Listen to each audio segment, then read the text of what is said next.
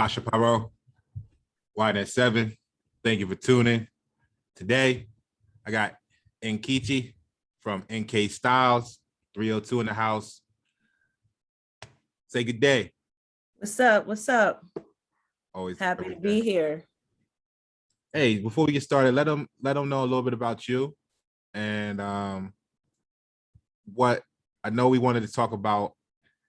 You had a great list of subjects here: business, family, cultural history, autism, love. We can even add a couple things to that. Now, you know me, I'm an etymology guy. I find a one-word connection that strings all those pearls together. So, but tell me what got you to the point where you wanted to discuss this topic today? Well, those are the things that, revolve around my life. Obviously, love and relationships are a major component of anyone's life, whether it's a significant other or a child or a mother or father. Those things are common between most people. Autism, my son, he's 7 years old. He's autistic. I'm not really sure what happened or why he's, why he is autistic exactly. And that's something that is very dear to me and something that I struggle with every single day because, he's my son. Business, I've been in business for a while now. I haven't always been known as NkStyles, but for me, it's something I have a passion for. I love creating things. I've always liked creating things, not so much drawing, but like making things and putting things together, and adding my own little twist to it, my own little flavor to it. So business is something that is also a part of my everyday life.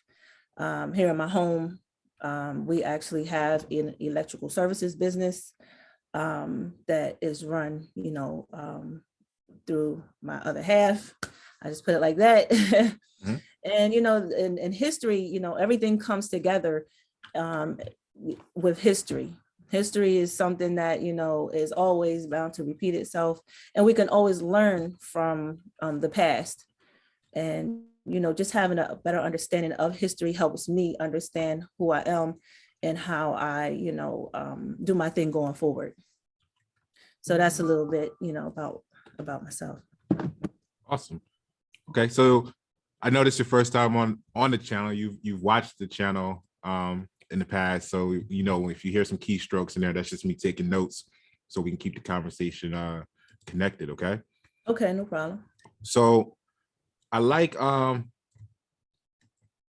you're saying there because yes, everybody is dealing with these elements in their life in one way, shape, or form. Business, family.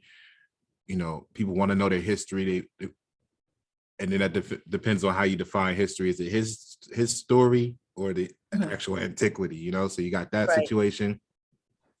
We'll dive into the autism a little bit and we'll work on the love, which is kind of like strung throughout all of this.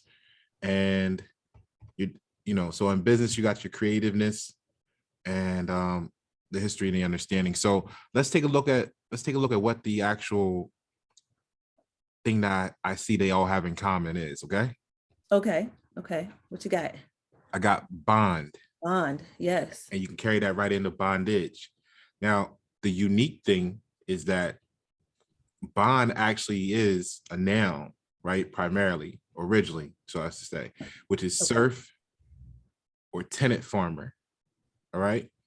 So when you think of serf, right, what comes to mind when you think of serf? Well, that actually has a little bit different meaning for me because serf usually talks about like a base format, for me, because it has some creative elements in it, like with fonts and stuff, you see a lot of serf fonts. So that for me, it kind of like these base elements. So I'm not really sure how this word is impacting the bond situation. I guess kind of like it's a bonding for certain categories. I'm not sure. So you have to enlighten me. All right, cool. So I like the fact that you added in the typeface there, the typeface description. Yes. You said the base elements. So when we go to surf as like a more generic definition, right? We have the agricultural laborer bound under the feudal system to work on his lord's estate. Okay. So when you think about the back in the day, the castles, you lived in the castle or you were like on the castle's land, so to speak, doing your little whatever it is you do on there. So you were considered a serf. Now, that's one side. And then we can even add in the fact of the typeface with the base foundation, because at the root of it all, right, the survival of that family, if you want to look at it as such, that extended family being the city, if you want to go call it a city instead of like a castle and situation, everything, it starts at the agricultural level, to feed the family, right? Right. Okay. So that's base functions, right? Basic function, foundations and stuff, right? Okay, yeah. You got to start at the basics. Okay. So let's continue with the definition here real quick. So now the other element was farmer, which is, same thing as the serf, but if you just add the tenant on there, like they're working the land to sustain their own self, whether they're giving their family direct food or their product, right, is being consumed by others, which then gives them support. Facts? Right. Okay. And then bondage is just a formality of that. All right. So when you look at it that way, let's start with your first thing here, business. Can we see that how business is exactly that? It's that bond. You're farming on many different levels. You're farming ideas for new products and creations. You're farming customers, right? Exactly. Go ahead. Let me hear what you think about I'm definitely farming and cultivating customers because that, like, with business and growing a business, it has a lot of pitfalls in it. So you have to be able to cultivate a following that is going to be willing to help spread the word. That's the cultivation. And from the plants that I'm planting, or the people that I'm planting, to help me further my my business goals. Because with coming up with designs and different aspects of how I can promote to people, it a lot of times people have to come around to liking it and wanting to be down with it. So it's I'm definitely trying to create more of a following, and it takes a lot of strategies. Sometimes people don't necessarily they don't necessarily want to care, but I have to continue to like turn it over, like you do with the land, to recultivate it, to to reintroduce it, to show them again, to try to make those those I guess you could say people help the business continue to grow, so I can continue to feed my family, so I can continue on with my business. Without customers, you have no business, so then you have no food. So all of those things go together, and not just food, what I mean, just able to continue to go and refuel myself, because when you don't make any money in your business, you don't have any fuel to continue.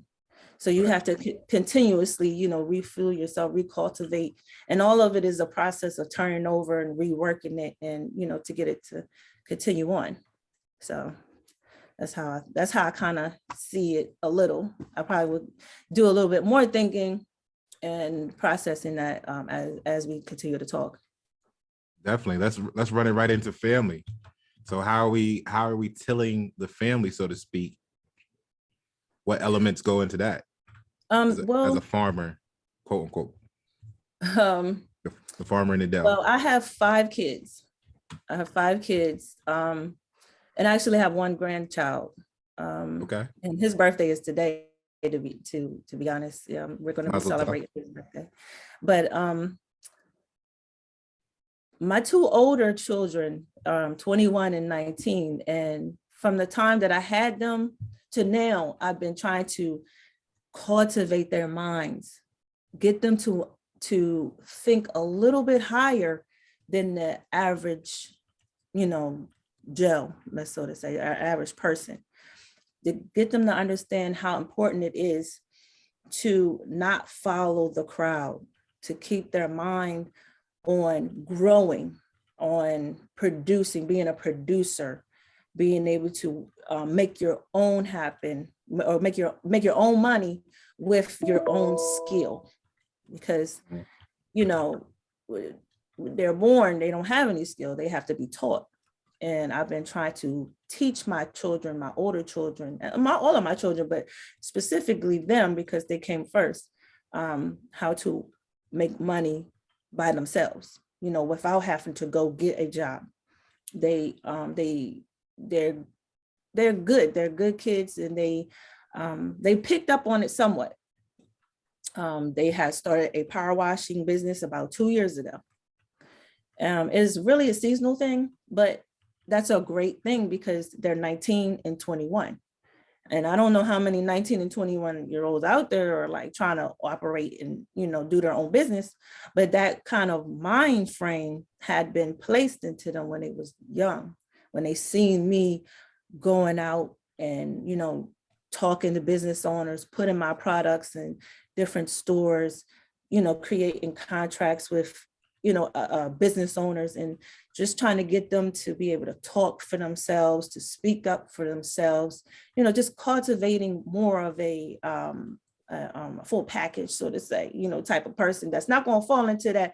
Oh, I don't mean to say, maybe this might not be right to say, but I know a lot of people, children who got shot were the same age as my kids, and they're no longer on this earth.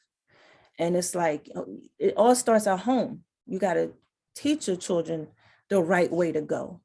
You teach them, because it's so easy for that, that outside influence to suck them into a life that is just really for, for the music video. It ain't real. Like, you don't really do stuff like that. You don't really go gangbanging and selling drugs and, all these other things.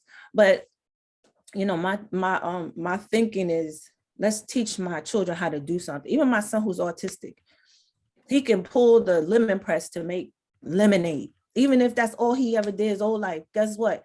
They would, just for example, he would be able to own his own business, just making lemonade. Like Alex Lemonade Stand, I'm not saying she's autistic, but, that whole thinking, so I try to instill skills, for life into my children, because they, the system, they're going to teach you what they want you to know. They ain't going to really teach you how to be an independent, self-sustaining person.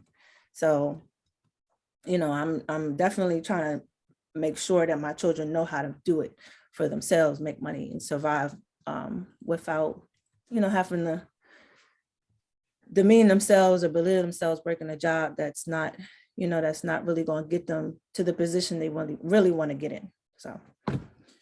See, and then when you said the position that they really want to get in, I think that's critical to the whole deployment of your guidelines there, because you're setting the destination, right?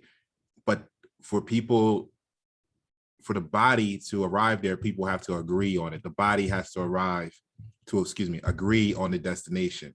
So with that, there are challenges, because now I'll go back to the business real quick.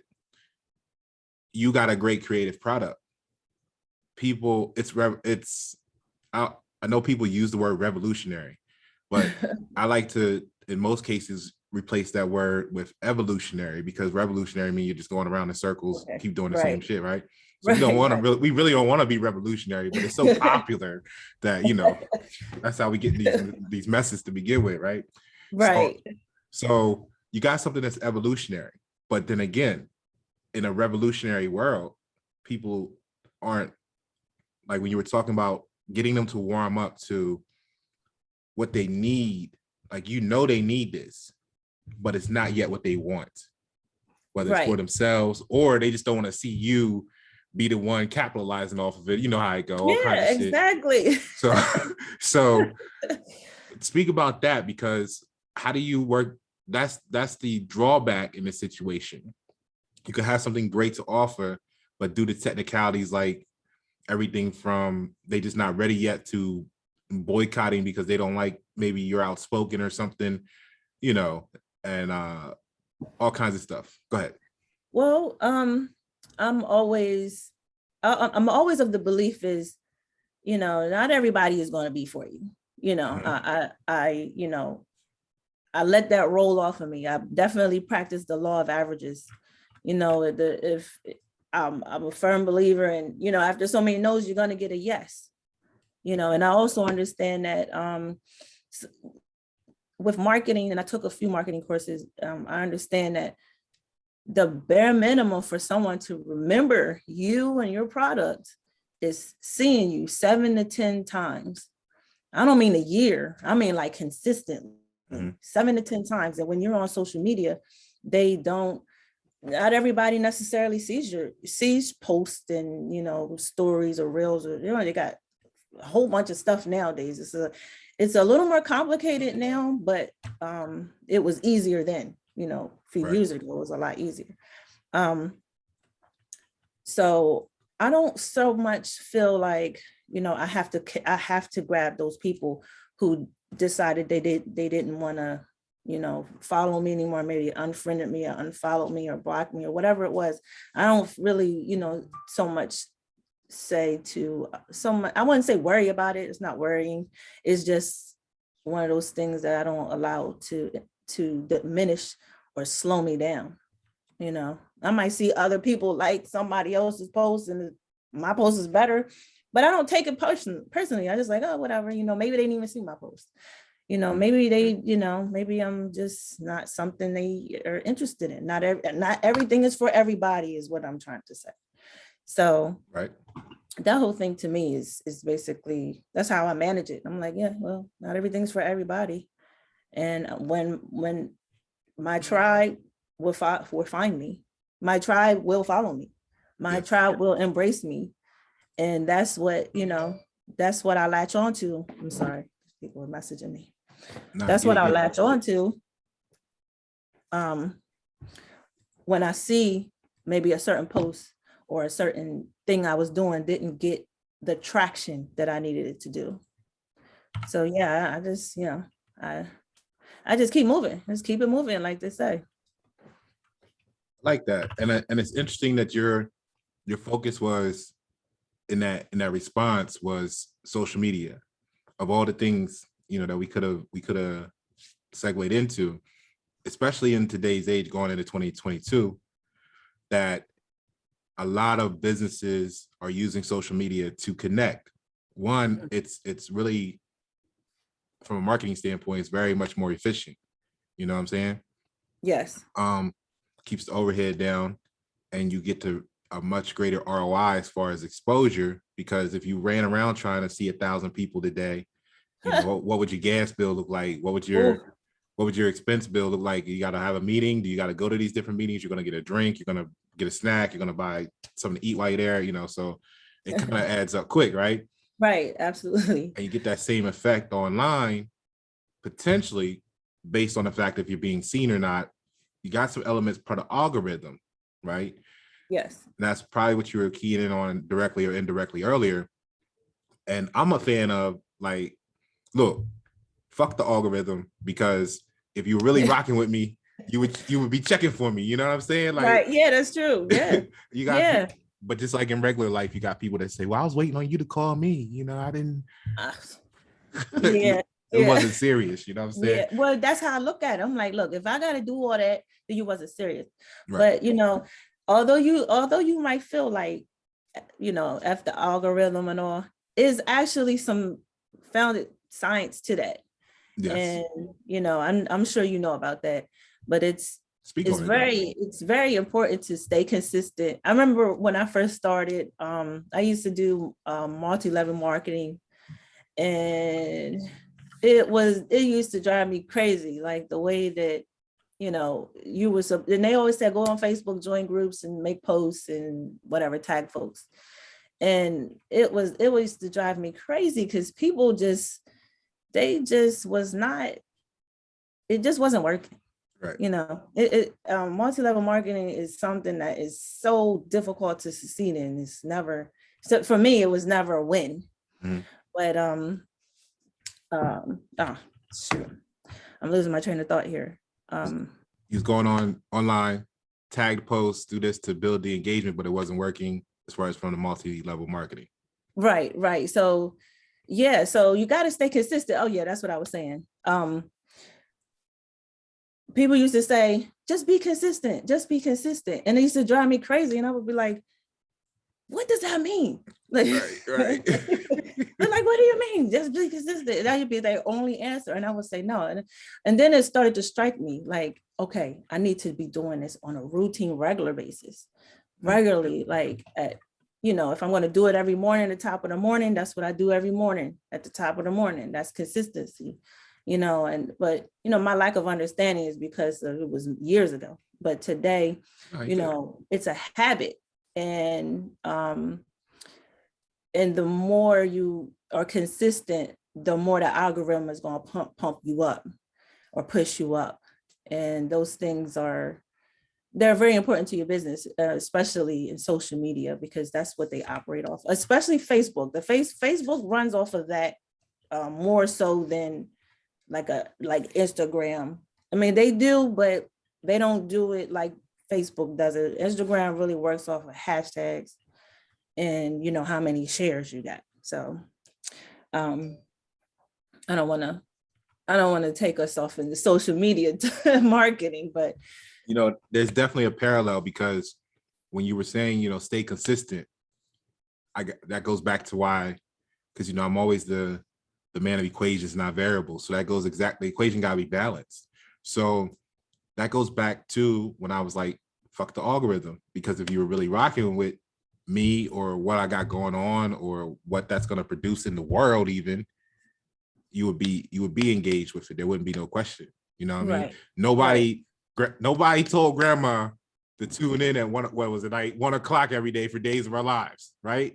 Well, yeah. They did, but they didn't say, hey, we got, you know what I mean? Yeah, reminder, right? That's true. But see, the thing is, it's a point of interest. Like if that person is interested, there you go. If that person is really interested, and it all on Facebook, in particular, I know a few years ago, Facebook would allow you to put please like, share, and comment on on your post header. Like when you make a post, you put that up there. Nowadays, if you put that up there, your algorithm is going to drop because they don't want you telling people those 3 keywords. Those 3 keywords are almost like forbidden, but that's what people need to do.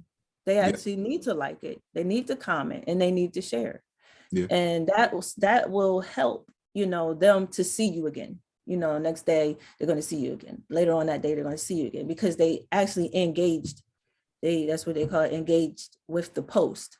Right. It's like somebody could go in my thing right now, my profile, and dig up a picture from 2013 and comment on it, and now everybody is seeing this freaking picture again that I didn't try to throw in the trash. Like, no, don't comment on that.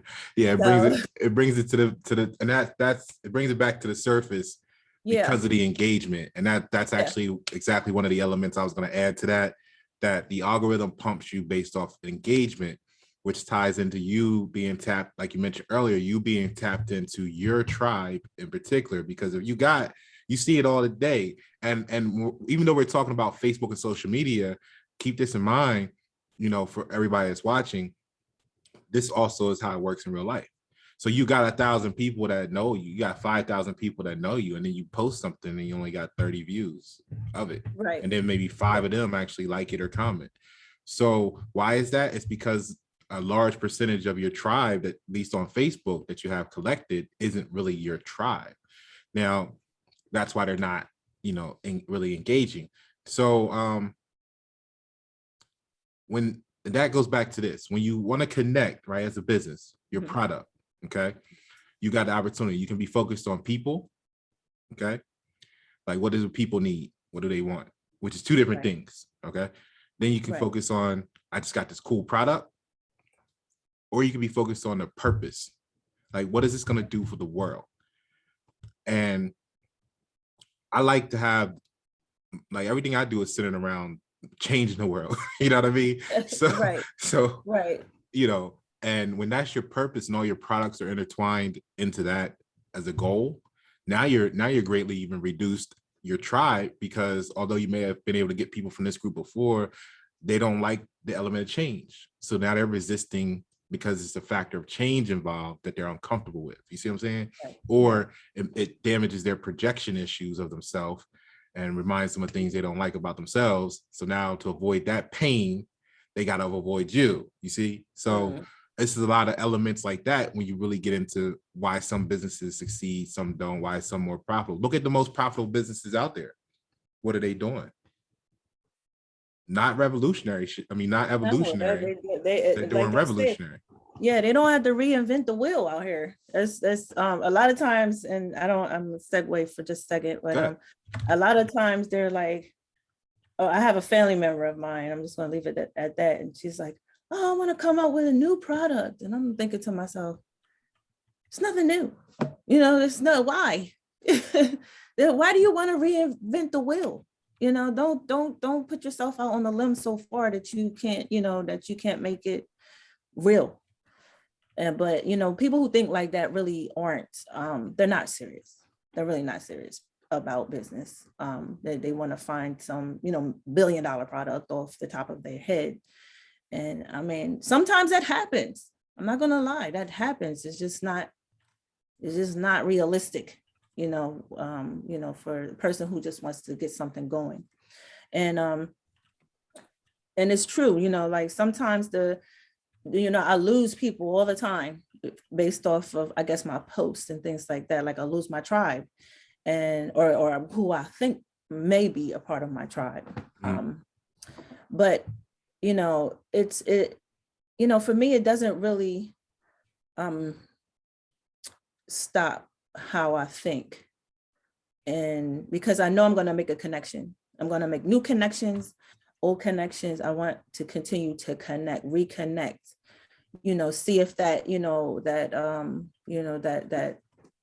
that thing can fit again, if that makes sense. That's why, like, when I put out different shirts, I might put out a man's shirt, or I might put out a woman's shirt, and maybe, you know, just try to mix it up and have different things that people are interested in, because that way it's not just one thing. You know, I can, you know, like you said, it was about changing the world. Your thing is changing the world. Well, I'm really trying to help my son. It's my son who I really want to be able to get him help, because having autism is really difficult. And as you know, as a mother, as a business owner, it's something that's really near and dear to my heart. So, you know, the reason why I'm doing what I'm doing is because of, you know, not just him, but, you know, my whole family, in particular him, because the more I can do for me, the more I could do for him. And overall, Get it. And you know, that's to translate how that all comes together is the more I went inside myself. I just did a video, part 1 and part 2, will be some more parts coming to that, on the atmosphere, like getting out of the flesh, because everybody, I'm gonna say everybody, a lot of people look inside and they want to find something inside themselves that gives them that drive or motivation. So the more, I think, once you spend enough time on the inside of yourself, whether that's the inside of your physical self, the inside of your household, you'll realize that the only way to sustain that is going to be external.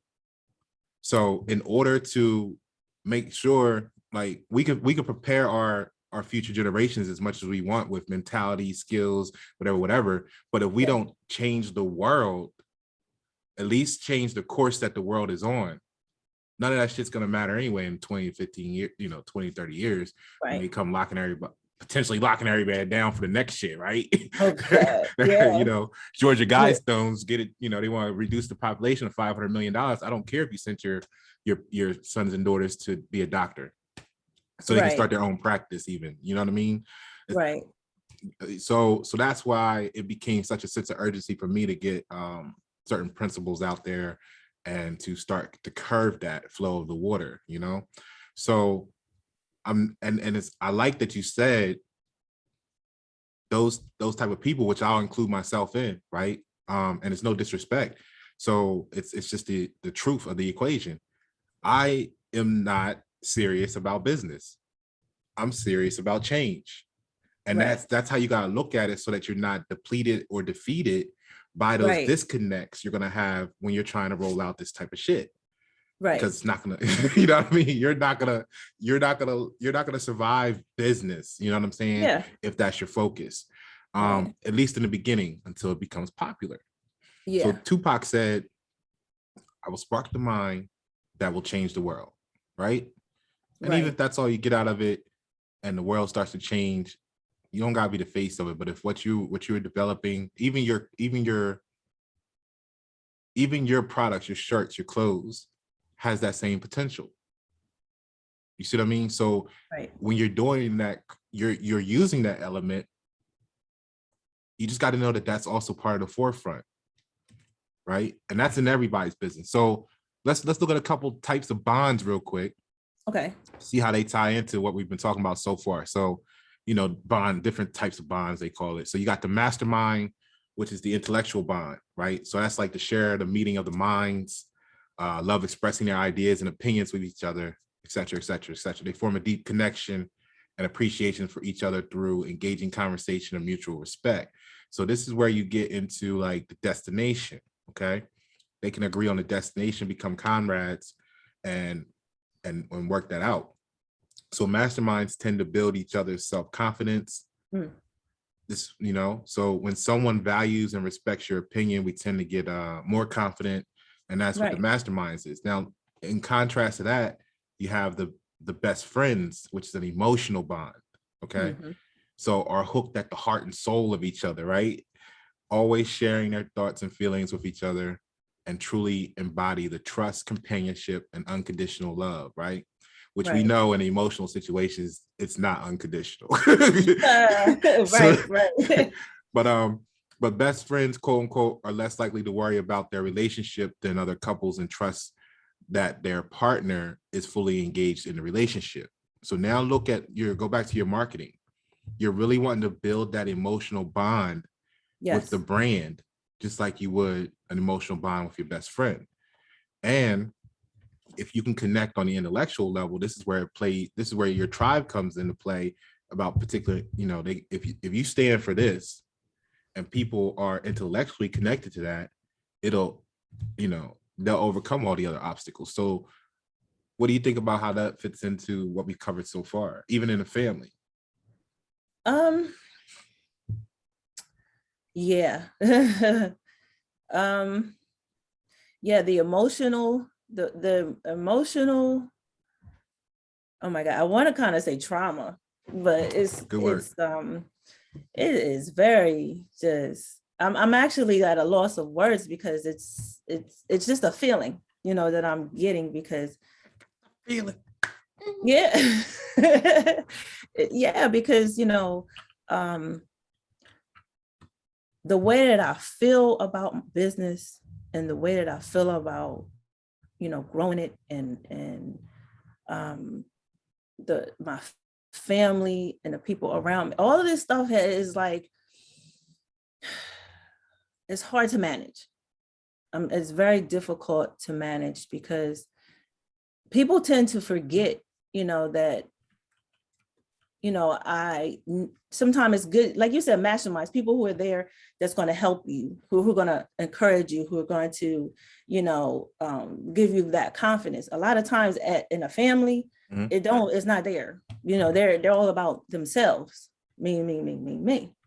You know, even the relationship with my good friend, she's not really so much that mastermind that I should, you know, that she could be, if she was really, the friend that I expect her to be or want her to be.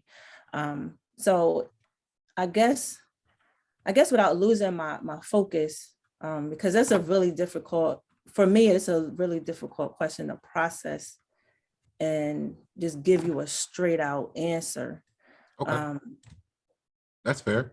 Yeah. It's a very emotional, because I've gone through so many arguments and, bump heads and, and kind of have to fight for this position that I'm passionate about, this thing that I'm passionate about, because I've always been creative,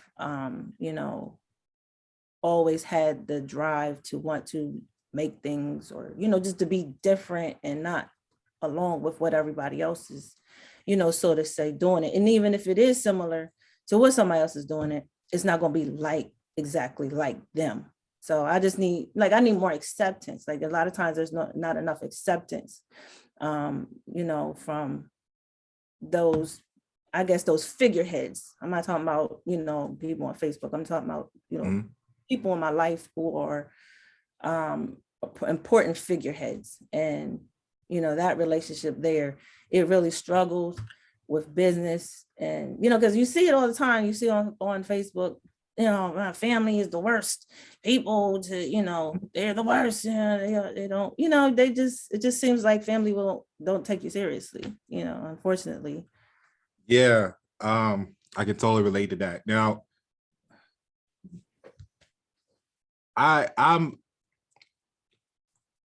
how I want to say it, I'm outspoken about being emotionally unattached. Like, I don't have emotional attachments. Okay. I'm more like a computer. It's ones and zeros. You know what I'm saying? But right, binary. So it makes it really easy in those type of situations, because if you're not supportive, right, then what are you? Go back to what you say about the typeface. What was surf? It's like a base, like a base connector. And or a translation of base foundation, right? Yeah, base foundation. Okay. So if we're not even a base foundation, then that's a handicap, right? Because that means I'm gonna the foundation over here is weak, right? Yes. Okay. So what you want is, you won't want a house, right, that the whole right side of the foundation is crumbling. Right. So what would you do if the specter came out and said, hey, your right side of your home is the foundation is basically non-existent. You got a 3-story house. Your family sleeps up at the top story. It could go any moment. What's gonna be your next move? Well, next move is gonna either be get it repaired, fixed it, or find a new home. Right. Those are only real 2 answers. So now you see why a person like me is like, snip, snip, snip. We doing surgery in the atmosphere all the time. Like, yo, you ain't follow up in 6 months. Snip. I ain't gonna get on Facebook and say, da da da da. Oh yeah. Family, same way, because at the end of the day, family are just people, which is why you got that balance or imbalance sometimes, where people that are non-family support you more than the people that are family. Exactly. Because they see the value in you, because they're connected to where you're going, while your family may be connected to who you were when y'all riding bikes together, snotty nosed kids. You know what I'm saying? Right. Yeah, do all kind of crazy stuff. Yeah. Yeah. So when you say the emotional trauma, okay, and which is very deep. I'm glad you mentioned that. Keying in on your friend and that you mentioned, because we all have those friends and we all have those customers, which is why I just segued from where I was at, right? When I was saying, hey, I snip, and then people be like, yo, he just cut you off. He don't even care. No, it's self-preservation. Like, you're either going to be extracting my energy you're going to try to get me, even if you're not trying, you're going to try to disappoint me. You know what I mean? Like, all this shit is negative from perspective on this end. So, but my question to you is this, since we're focusing around bonds, is your bond with your friend based on who you know she is, or your client is, right? Or who you want them to be? And that could be part of the elements there. Right. Well, I guess, I'm always the type of person who likes to be neutral, so to say. Kind of like I never, sometimes I don't always be on one side or the other. Sometimes I'm like, well, I can see both sides. I'm a little bit of that type of person where I can, I know she's, like you said, I know who she can be, and I also know who she is. I mean, I know who I want her to be, and I know who she is. But being that I know that, I just have to accept her for who she is. Right. Like they say, unconditional.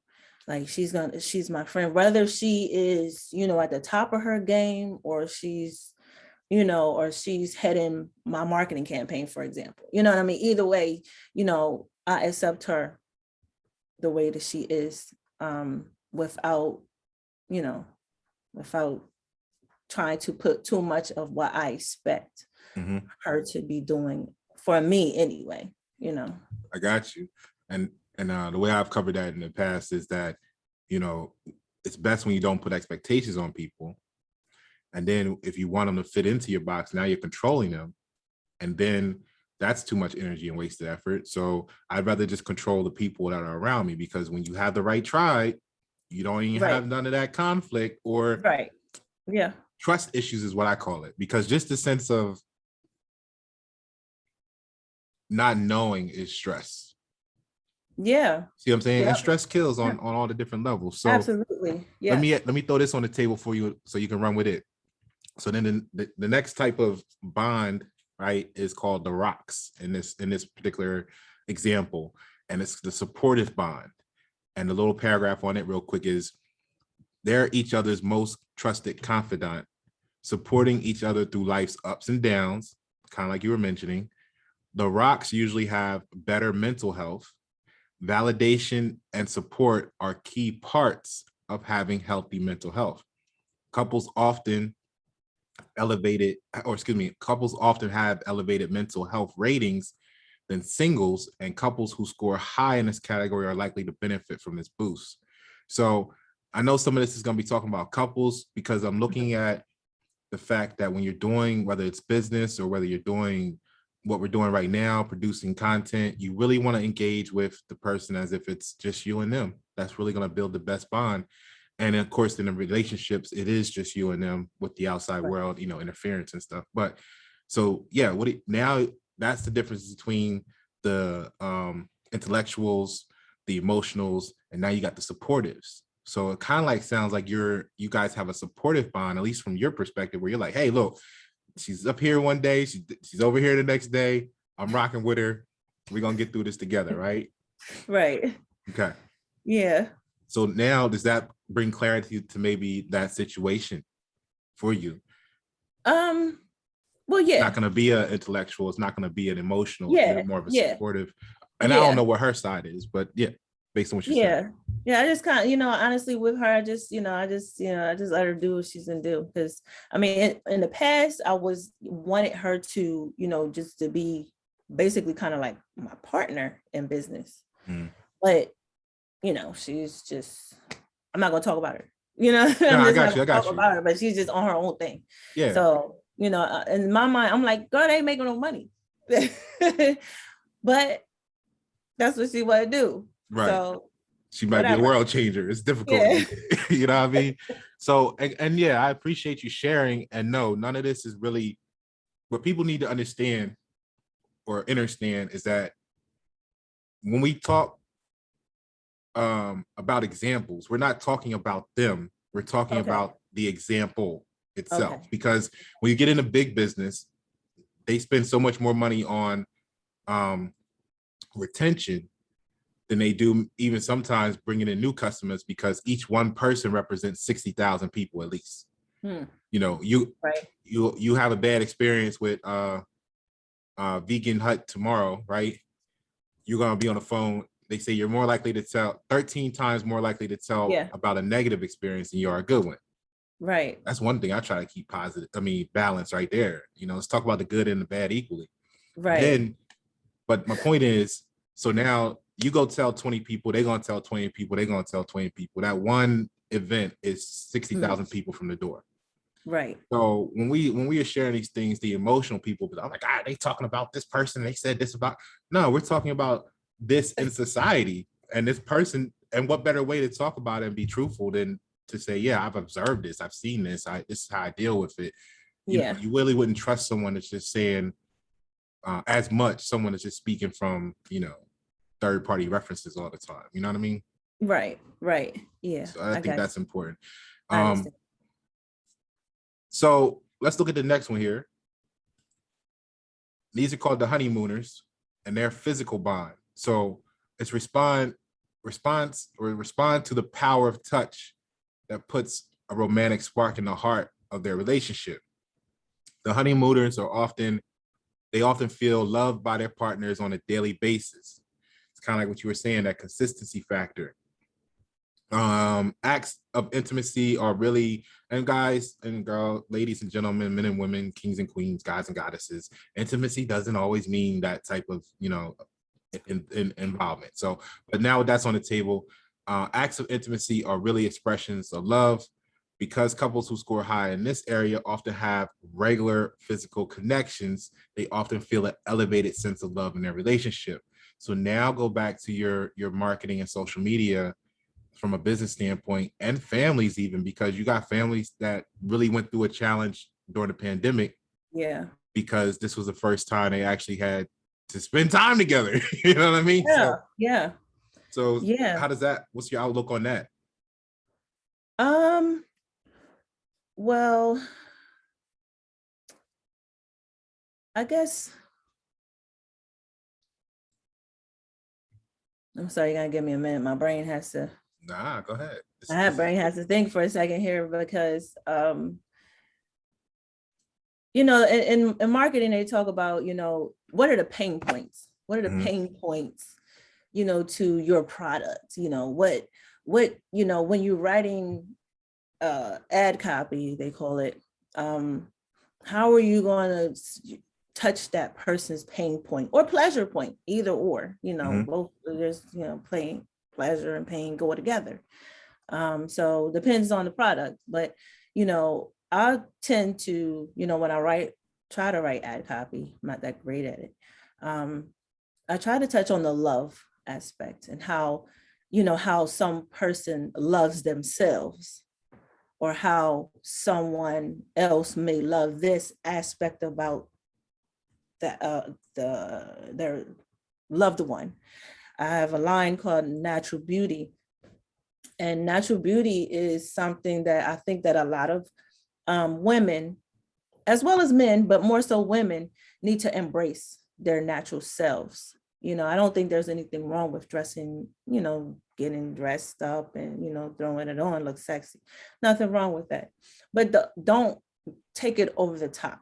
Don't forget that underneath all of that, you are still not beautiful. Right. And men, men should recognize that. And I think men do recognize that based on all the complaints that I see. But, those pain points or pleasure points about how you love someone's natural beauty is something that I think connect with women who love themselves, and I also think it connects with women who need to have more love for their own natural beauty. And I've experienced this for myself. Before I had locks, I had loose hair, and I was just like every other woman. I wore a weave. But what I started to dislike about it was when I would take it off, I hated the way I looked. It was just like, oh my God, I got to get another weave so I can come back. And I would hear it, like you hear it all the time. Like, oh, I came back. They brought me back. Brought you back from where? You was already beautiful before you got that. You just inside of your mind, now you think you're on the level of what society said is beautiful. Right. And that is just, it's tearing down people. It's creating a pain inside of people who may not feel that they're, model type, so to say. And I just want women to love their natural beauty. You're naturally beautiful. You're beautiful, because you love yourself and you know who you are and you know what you're meant to do. And men, they love your woman, love your woman's natural beauty. Don't love her because she got a weave on or because she got a, whole face full of makeup. She doesn't even look like herself. Right. Who is that? Make sure that you're communicating that to your woman. Like, let her know you love her natural beauty. She doesn't, I mean, if she wants to, it's fine. She wants to go out and dress up and whatever, that's fine. But men, remind your woman that you love her because for her. That's natural beauty. That's a natural love. When, I try to strike on those, that pain or pleasure point of love. So I said, hey, do you love a natural beauty? And a guy might say, yeah, my wife is beautiful. She's naturally beautiful. Bam. Now they're like, I like that. I like what she's trying to communicate and convey to the masses in our time, in our, our reality, reality TV, social media, keeping up with the Joneses society that we have going on right now, and those emotions are important to evoke in people so they can feel a little more connected. If you get what I'm saying. Definitely, it's got a few different elements of the different bonding categories and stuff involved in that. Like the next one is the rendezvousers, which is shared activity. So they're listed as being joined at the hip. They love to spend every second they can with each other and connect through adventures and exploring life together. So part of that would be like it says here in the next line, rendezvousers have a strong sense of couple identity. So if you're at a point where you feel, hey, all women are beautiful, then you want the people around you and your tribe to have that same energy so y'all can go out and radiate together as a group, because any contrast or conflicting vibes is going to diminish that energy because it's going to, like plus and minus shit. So me, I was doing the photography back in the day. So I was Beijinged up every 2.5, 3 weeks for like 2 years, to the point where the barber had to say, yo, chill, this is a chemical, right? Oh. So, well, it was just like when you just throwing the money around, it's just like, okay, a haircut. A haircut was just Beijing. It wasn't like, oh, I need to have the Beijing. It was just, okay, what's the hair? Give me the, what's the best you got? You know what I mean? Here, okay, right.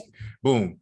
And so one day, after all that, I remember going into work one day, and I had been busy and I didn't have a cut. And this is past the Beijing stage. Like, I started saying, oh, it's a chemical, it might be damaging. Okay, okay, cool. Let me get off of that for a minute. So anyway, you have your shape up still fresh all the time. And then one day you go like, you're running around doing too much stuff. You don't get to the shop. So you're like 2-3 weeks out, right? Things starting to get a little thick, right? Like that's nothing to us now, right? Right. So, hey, right. Got the antennas flowing. But what really opened my eyes to that was I came into work one day, the volunteer slavery, and I just got the shape up, and they're like, you get all the chicks. It's like, oh man, look at you look good, because you're walking by people, and I have my little sense of humor, so I was kind of like, well, I'm the same person I was last week, in case you missed that, and kept on walking, me, right?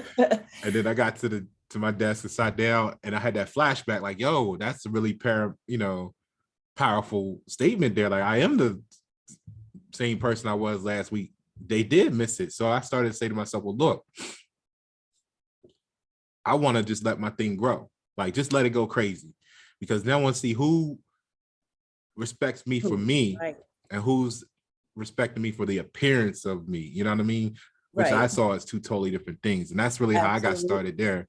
And simultaneously spending all that time on the high level photography that, over like a decade, you're around models and self-proclaimed models basically all the time, because even when you're not at the club doing photography, you still got to do photo shoots, stuff like that. Everybody thinks they're a model. So I became numb to all that stuff. So when you get numb to when you see the chick come in and they look like this, and they go get the makeup artist comes in and beats them down, and then you're like, and you take the picture and then you Photoshop it on top of that a little bit. You're like, man, like that's what happened. I walked away from the financial career when I was at Discover, all the banking world and the photography world at the same time, because I was just like, I want to get rid of all the fraudulent shit in my life. And everything we're doing in photography is basically, unless you're doing candid photos, you're basically staging everything. If it's not the face, the look, the outfit, it's all staged. It's all a fraud. You know what I mean? Yeah. So it's marketing, which is staged. And the currency is not real anyway. So that's what happened. I was just got to the point in my life where I was like, cut off all the fake shit. You know what I'm saying? Yeah, absolutely. Now speaking of that, right? Let's talk about that cultural history that you mentioned earlier, because I want to throw this on the table too. In investing, and you got financial bonds, you got social bonds. Well, aside from the social and structural bonds, you also have financial bonds. So everything that we've covered so far, you can see how that connection is an investment in each other, and in an investment, you got the saying of, oh, you shouldn't do things for other people wanting something in return. Well, at least you want the surf, right? The base foundation. You don't need to have all the extras and the ambiance and all this other stuff, but you want to at least maintain. So if the base foundation isn't there, it still may look like you wanted something in return because you just wanted the damn basics. All right. But so you got the financial bonds, you got social bonds, you got structural bonds. Tell me what your view of it all in cultural history is. Well, being, I guess you would say, African American or Black or Native, however you want to encompass it, because I know everybody has their own little thing with who or what they are. That's a bond right there. Just knowing that, you gotta have to, you're in a different situation than what may appear. It's our history is very, oh my God, it's very rich, but it's also very damaged. Our history is extremely damaged as a people, and not just in this country. For a while, I used to think it was just here in this country, but through learning and studying and research, it's not just in this country; it's all across the world, predominantly where there's high concentrations of Black people, and that history, like I said, it's rich history. Come from a very rich and noble and strong foundation, and I want that to be something that people remember, they think about, and they are able to embody when they think about a Black business, a Black-owned business, not just my business. Anyone that has, or any Black person that has a create business, they created a business, because we wasn't always given that right. It wasn't always easy for us, and then when we did do something, they come and try to burn it down to the ground and stomp it out. But we're stronger than that.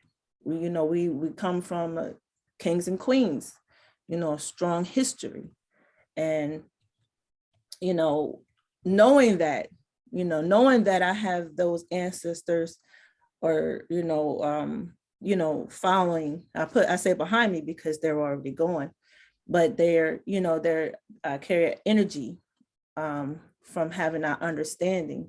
The Lord has blessed me with a kind of intuition about how I'm being guided, and understand I'm doing the right things.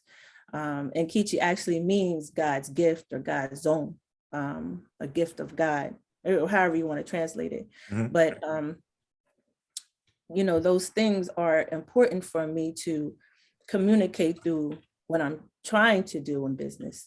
I have a brand called Adazi, and Adazi is I think it's an Igbo word. I was going to say Yoruba, but I think it's an Igbo, which means daughter of a king.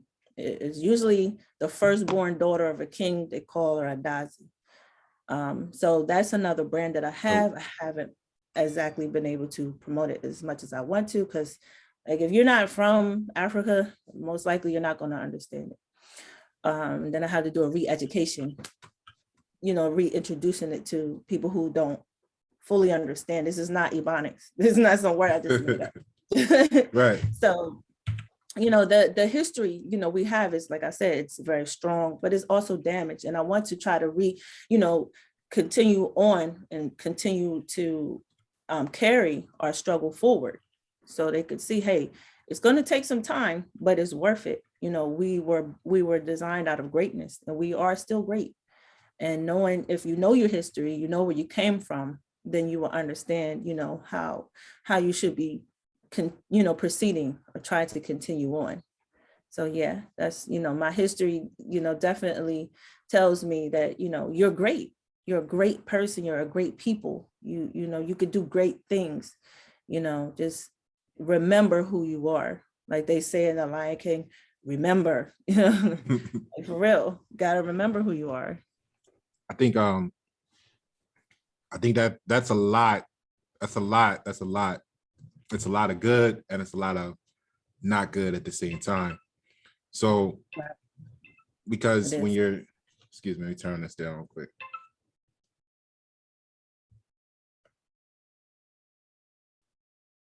All right, so because what I hear in that, right, because you know me, when you do the research, right, what we'll find out is that we were really fed.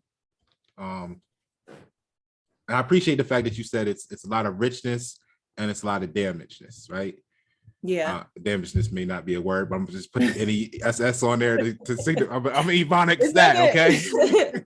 But so what I'm getting at though is that's another side effect of not having mastery over bonds, because part of what we're doing on the channel is really studying the mind.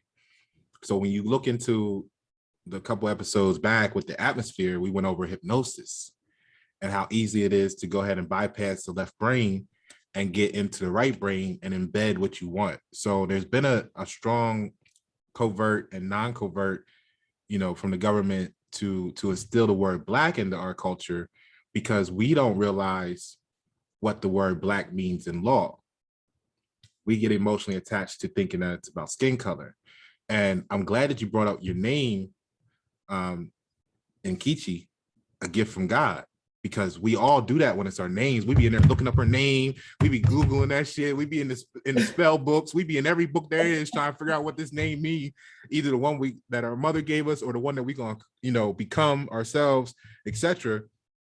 And that's part of why I push etymology so much, because once we realize that the words we use every day mean something different, we'll understand, we'll become more powerful in the bonds we create daily with ourselves and others, because there's spells, there's magic, whatever you want to call it, right?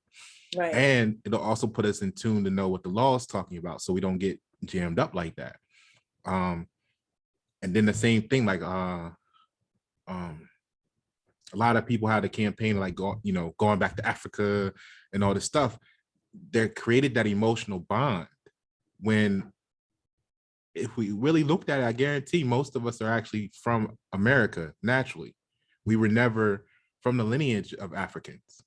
See, and that's all a ploy from certain Europeans to remove us in our own free will from our natural birthrights. You know what I'm saying? Okay. All right. We don't got to spend a lot of time on that, but that's the bonding situation with that. So we're our birthrights is being American, but look at the this thing. The next couple bond types are the altruist, which is the intimate giving bond, right? So this is the one where the actions speak louder than words when it comes to expressing love through intimate giving and service. So that's where you say, oh, this is their title, let's say Black or whatever. This is how you're supposed to act. You know what I mean? That's why I always say titles come with terms and conditions. You see what I'm saying? And then that damage and that emotional trauma is running through us because we don't realize that the original Black people were what we call white people today. They were, you know what I'm I saying? mean, yeah, you're right. You're right. So we don't, when you look up the word ghetto, just to spend a little seconds on it to make sense, the word ghetto, the definition of it was where they put the Jews at. Like, you know what I mean?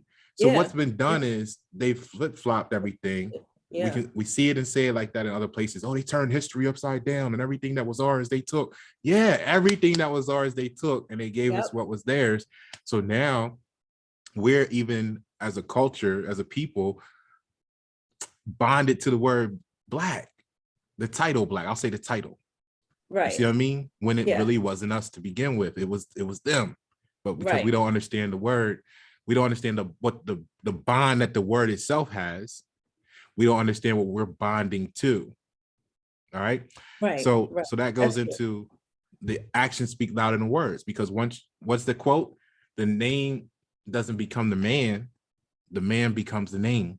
So as soon as you get that emotional bond, that emotional attachment to it, you're going to naturally start vibrating in that frequency. Absolutely. Okay. Now, this other one is the teammates bond. Okay. And it says they find deep connection and collaboration as they work together as true partners. Teammates feel like they can conquer the world. Here we go. Yes. So scoring high in this bond area often means couples feel they can overcome any obstacle, big or small, which is really what we're lacking a lot of in our community. But at the same time, well, in the nation, period, in the world, you know, in some areas of the world, it's more pronounced, but definitely here in what we call America, that's also, you know, being referred to as the United States. But think about that. So now when you get that emotional attachment to whatever, like we just went over one example, you start to want to work together and have collaboration. This is where you start holding other people accountable. This is why, and I'll say this, and I want to get your feedback on it. This is why the Be Humble versus, you know, campaign was running so rapid. And then I'm the other side of the fence person, like, well, no, you know, the word humble means not proud. And that would be great to have a Be Humble campaign if proud was something catastrophic or traumatizing, right?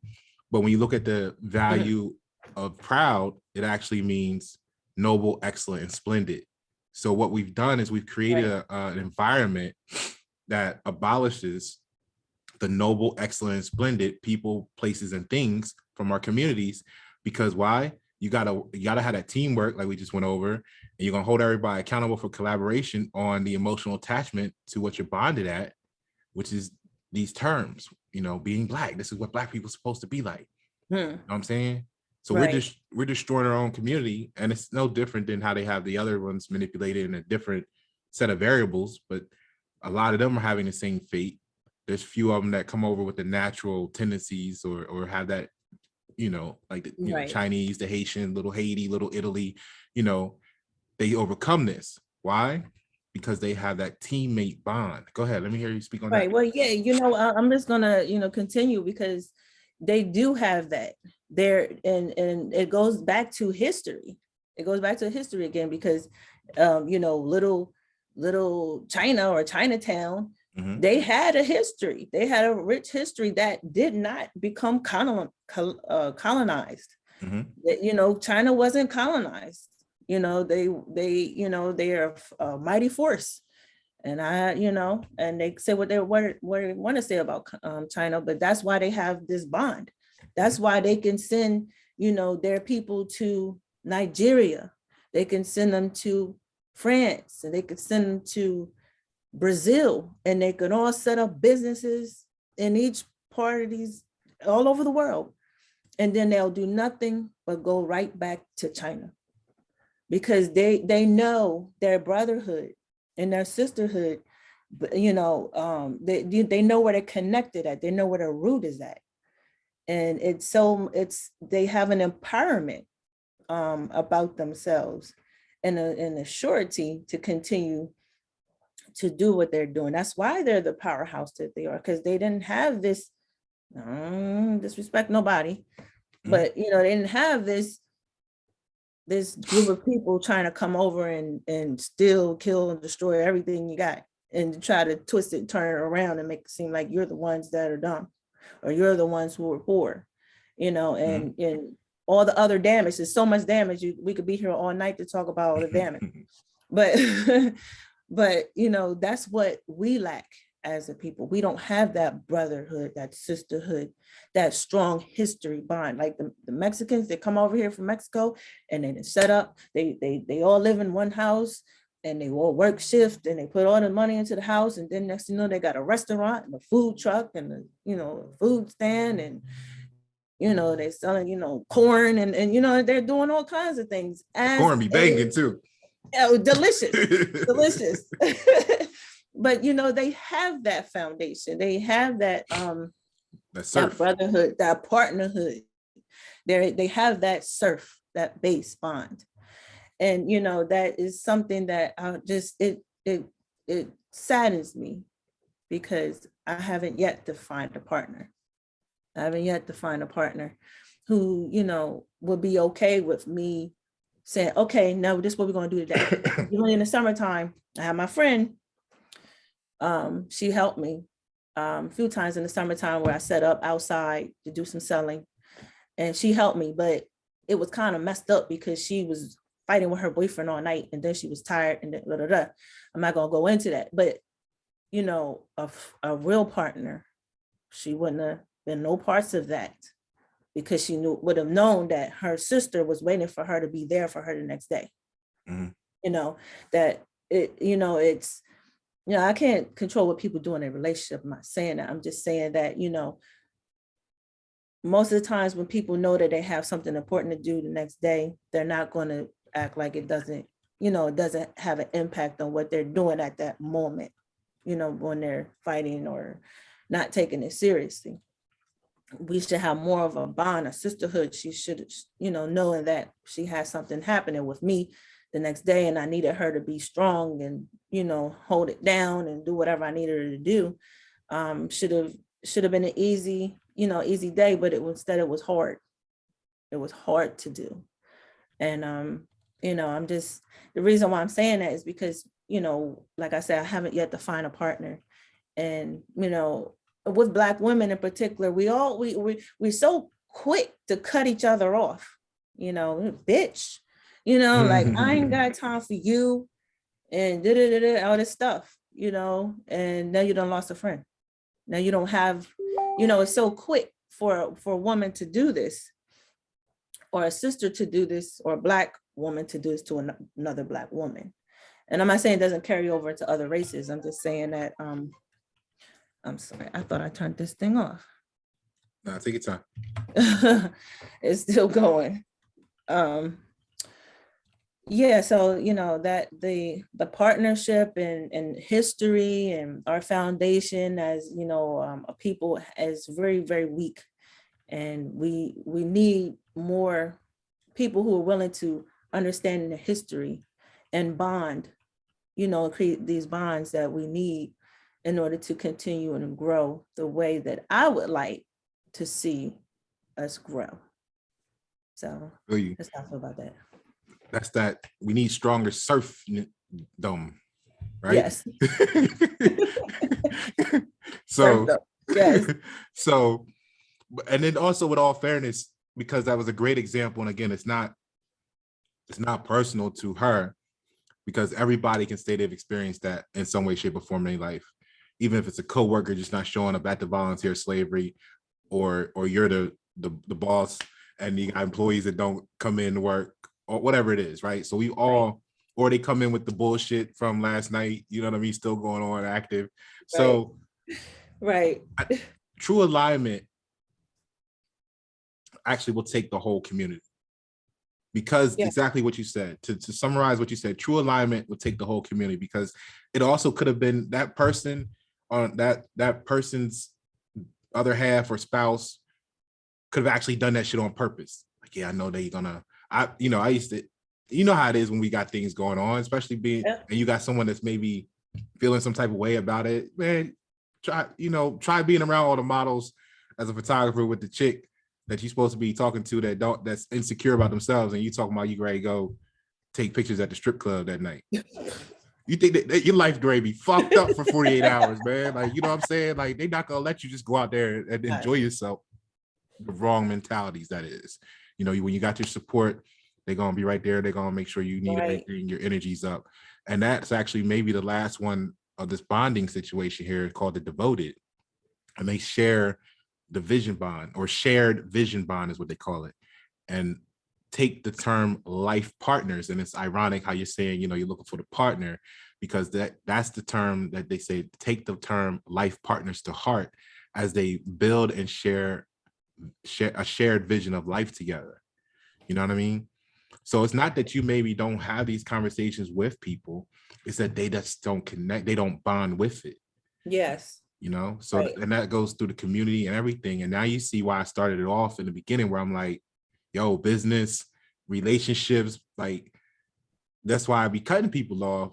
That's why I also say we got to share the destination. That's Simon Sinek said it best: when the body agrees on a destination, it makes it easier to overcome all obstacles. And I kind of took that from expanded it from being the individual body to being the household, the community, then the state, to the nation, because I'm Paroh Wudad, which is what I go by on Facebook, and what I've gone by, you know, generally speaking, non-government situations, is great house, distinguished, restore. So you got to ask yourself, what's the great house to you? It starts with the individual. That's your great house. Like we covered, it's the vessel, you know, that the real us actually is operating, you know what I mean? It's like the automobile, right? And then you got your household. That's the next great house. And just like I said, you got your community, the state, and then the nation. So great house, distinguish, restore. Then Pasha came along when I decided to elevate from there. And that's everything from general, high-ranking general in the Ottoman Empire to, in the Hindu world, is snatching souls out of people. You know what I'm saying? So, but think about it though. If we're possessed by the wrong entities, by the wrong energies, then somebody's got to come along and snatch that soul out of that person. So that what were you saying earlier about the hair? They brought me back. So see, to bring you back for real, we had to snatch the soul out of you, that possessive soul that had you looking at yourself in malice every time you felt like, you know, you weren't done up.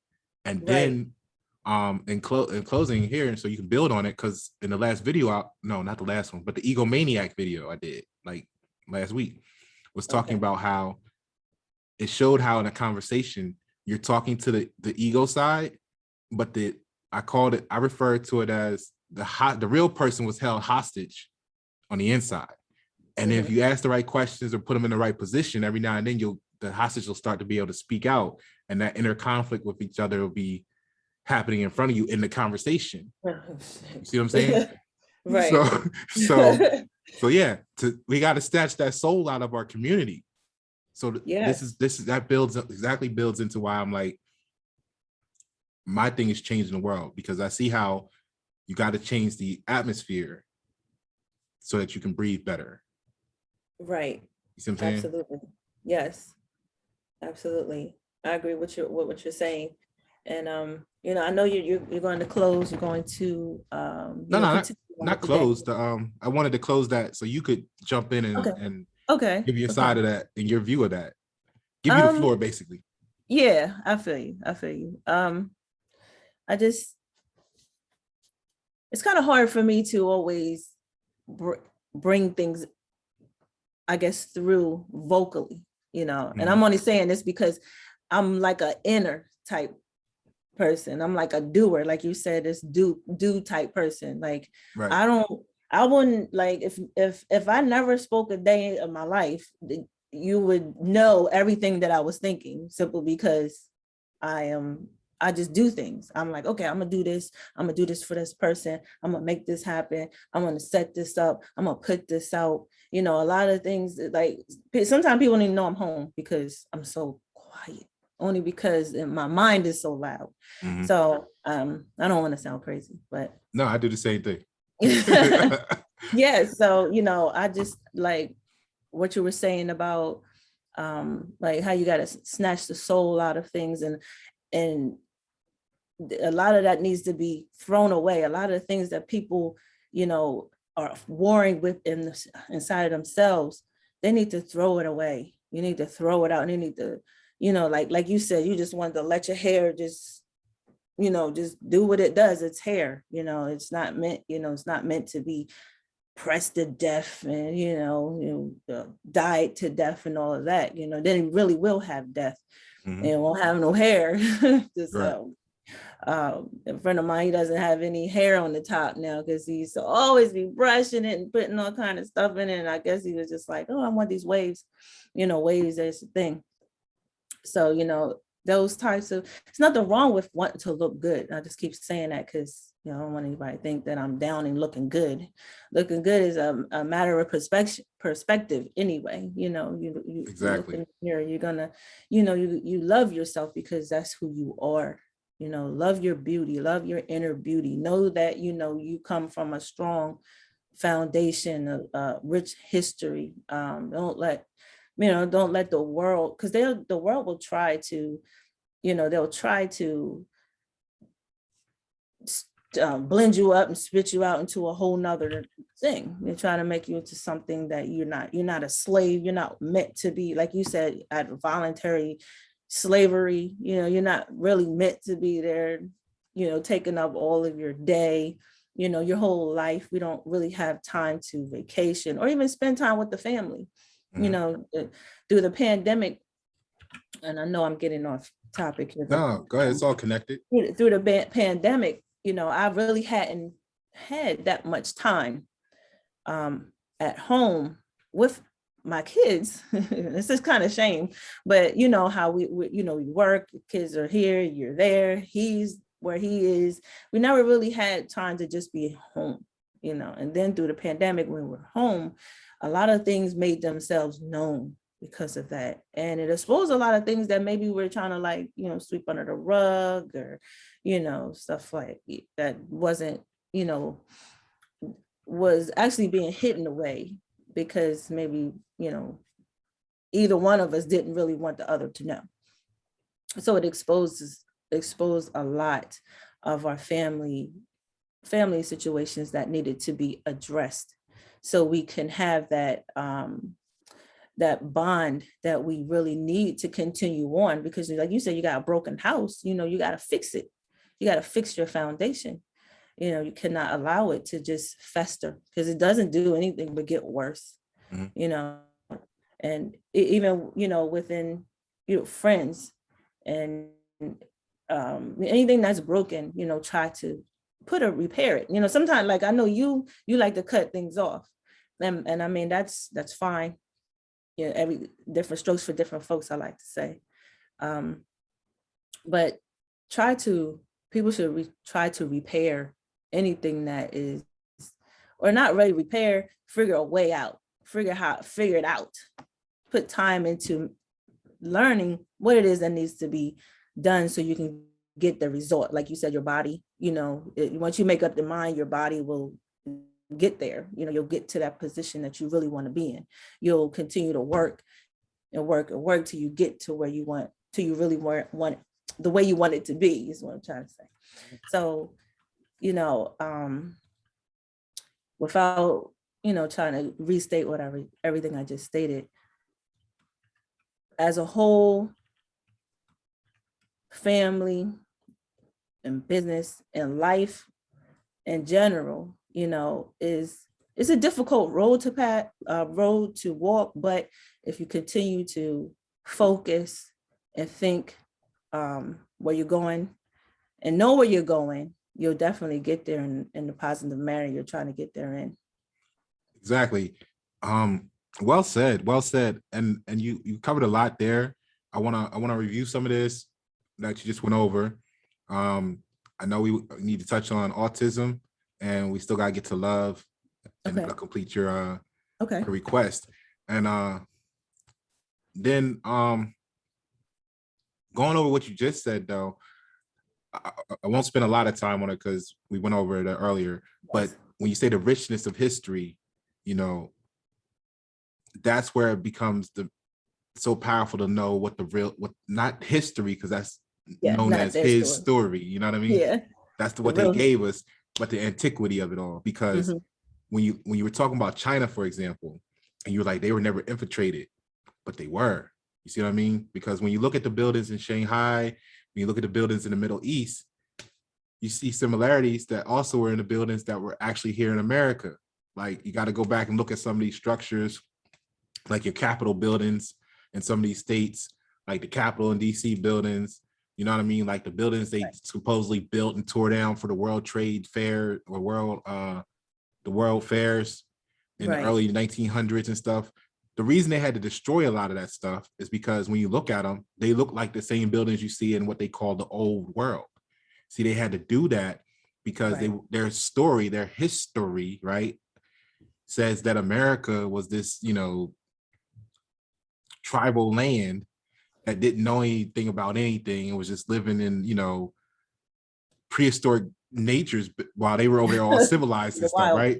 Yeah. In reality, you'll see that we had the same architecture because it was a worldwide civilization. Yeah. Africa, Europe, all the way to China and Russia were all Islamic, which is why you see in Moscow buildings that look just like the Middle East with the bowls and the and spires and stuff. So it's all been done. What's happening from my perspective, and then I'll get back on course here, is that it's just now happening to America. They came and destroyed a lot of shit to hide it, but they went and did the mental stuff and mutations to the old world first because they were the known world, you know what I mean, to them. So they had more time to do it with them, which is why some of their currencies are already hyperinflated. You know what I mean? They had more time to fuck up their economies and shit. So you go to certain places, you need $10,000, whatever they pesos for a loaf of bread or something. You know why? That's why. So when you, and now to comment on me cutting off, right? It's not, I know it sounds negative, but it's really great because when you plant a seed in someone, right? There's different types of people. Now I know some people like to just go with the flow, see where it takes them. I'm the one that's like, hi, I'm Pasha. Your name is, okay, cool. Let's go sit down here. Look, I'm going to study you. All right. I'm going to take this time, study you. I'm going to get to know a lot about you. And, you know, when you know what we know, we can extract information from people that they don't want us to know about them, whether they're giving it or not. So that's really a catalyst for getting to know someone, quote unquote, right? So when you start to see certain roadblocks or things that are going to be interferences in your frequency, now you go early on, you're like day 3, and you're like day 4. Okay, look, this is what I need you to consider. I'm this type of person, you know, you do like this, and we're going to agree on reaching this destination. And here's how we're going to work best together. And if there's resistance to that, now you can only have yourself to blame 6 months, 5 years down the road. If you saying that because that's insanity. You're going to keep trying to do the same thing over and over again, getting the same results. Now, on the flip side of that, you can plant those seeds real quick. You can work with the person for a couple months. I'm not saying, you know, whatever. And you can start to try to heal what maybe the trauma or the damage is in that person. Because we all came with baggage. It's what we do with it. You know what I'm saying? We check it in, or do we carry it on board? You know what I'm saying? You can't fit everything into that overhead compartment. You know what I'm saying? That's true. Yeah. All right. So now if you see that you're trying to help them and there's no progress, then guess what you got the opportunity to do? I planted the seed. Somebody else, whether it's time or other people or other situations, gonna come along and water that shit. The sun got to shine on it for a little while. You know, all that stuff's got to happen for it to grow. Now, we want the fruit as soon as we plant the seed sometime. But what do you do as a farmer? You plant the seed and you got to go away sometimes, and you go away and do other shit. It's productive for yourself. Then you come back after it starts to sprout and maybe do some little pruning, or maybe it calls you because the season's changing or something, and you know it's time to go out there. Whatever the case is that you're growing, right? So that disconnect isn't a negative thing. It may be part of nature's plan. And if you're handling yourself right, you know your own energy and vibes, you know when it's time to move. And it's not personal. You're just refining that tribe. Okay. All right. So tell me about autism. Well, as I stated, when I first came on, I have a 7-year-old son, and he is autistic. They say autism, it has a spectrum. And as far as I can tell, it's very true about autistic people. I don't know any two I don't know two autistic people who are the same. They're all different. Some are very high functioning, and then some aren't. In particular, there's a guy. He's I know he's on social media. I've seen him on YouTube and on the news actually because of his mind. And I guess I don't think they say he's a savant, because you know about savants, but you know, he has the ability to draw the landscape as it is just by seeing it. Like a photographic memory. Yeah, like a photographic mind. He's able to do that. He's very high functioning. And you just don't know, you know, what's in store for autistic person. You know, some people, you know, they'll never have an issue with it. But unfortunately, like I said, my son, he's autistic, and he's very difficult. He's extremely difficult. And what are some of his difficulties? he can speak, he can talk, but he cannot conversate. He cannot converse like me and you are conversing right now. He's not able to answer questions. Like, even like if you ask him how old he is, he'll say, go to the bathroom. You know, he'll say anything other than the right answer. And it's difficult to manage. And I just don't understand what happened. It's like I said, I have 5 kids. He's the only one who's autistic. So that for me is something that it actually drives me, because I want my son to always be cared for. You know, someone's always gonna have to be there for him. You know, to look at him, you would never think that he was autistic. But we sometimes speculate why autism is so high nowadays. It's like 1 out of every 6 children are born autistic, or is this statistical rate? I'm looking at the And that number is here, 1 in 68. Outrageous on some part of the spectrum. You know, not everybody's gonna have, you know, the situation I'm having. Because there was a girl who lived down the street. She had two kids, and both of her sons are autistic, both of them. And that's just absurd. We speculate sometimes. My nephew is autistic. I just keep thinking of my cousin's autistic, another family autistic. And it's just like, what is going on with the world? What is happening? Is it the food? Is it the water? Is it the air? Is it the vaccines? Is it the PFOAs?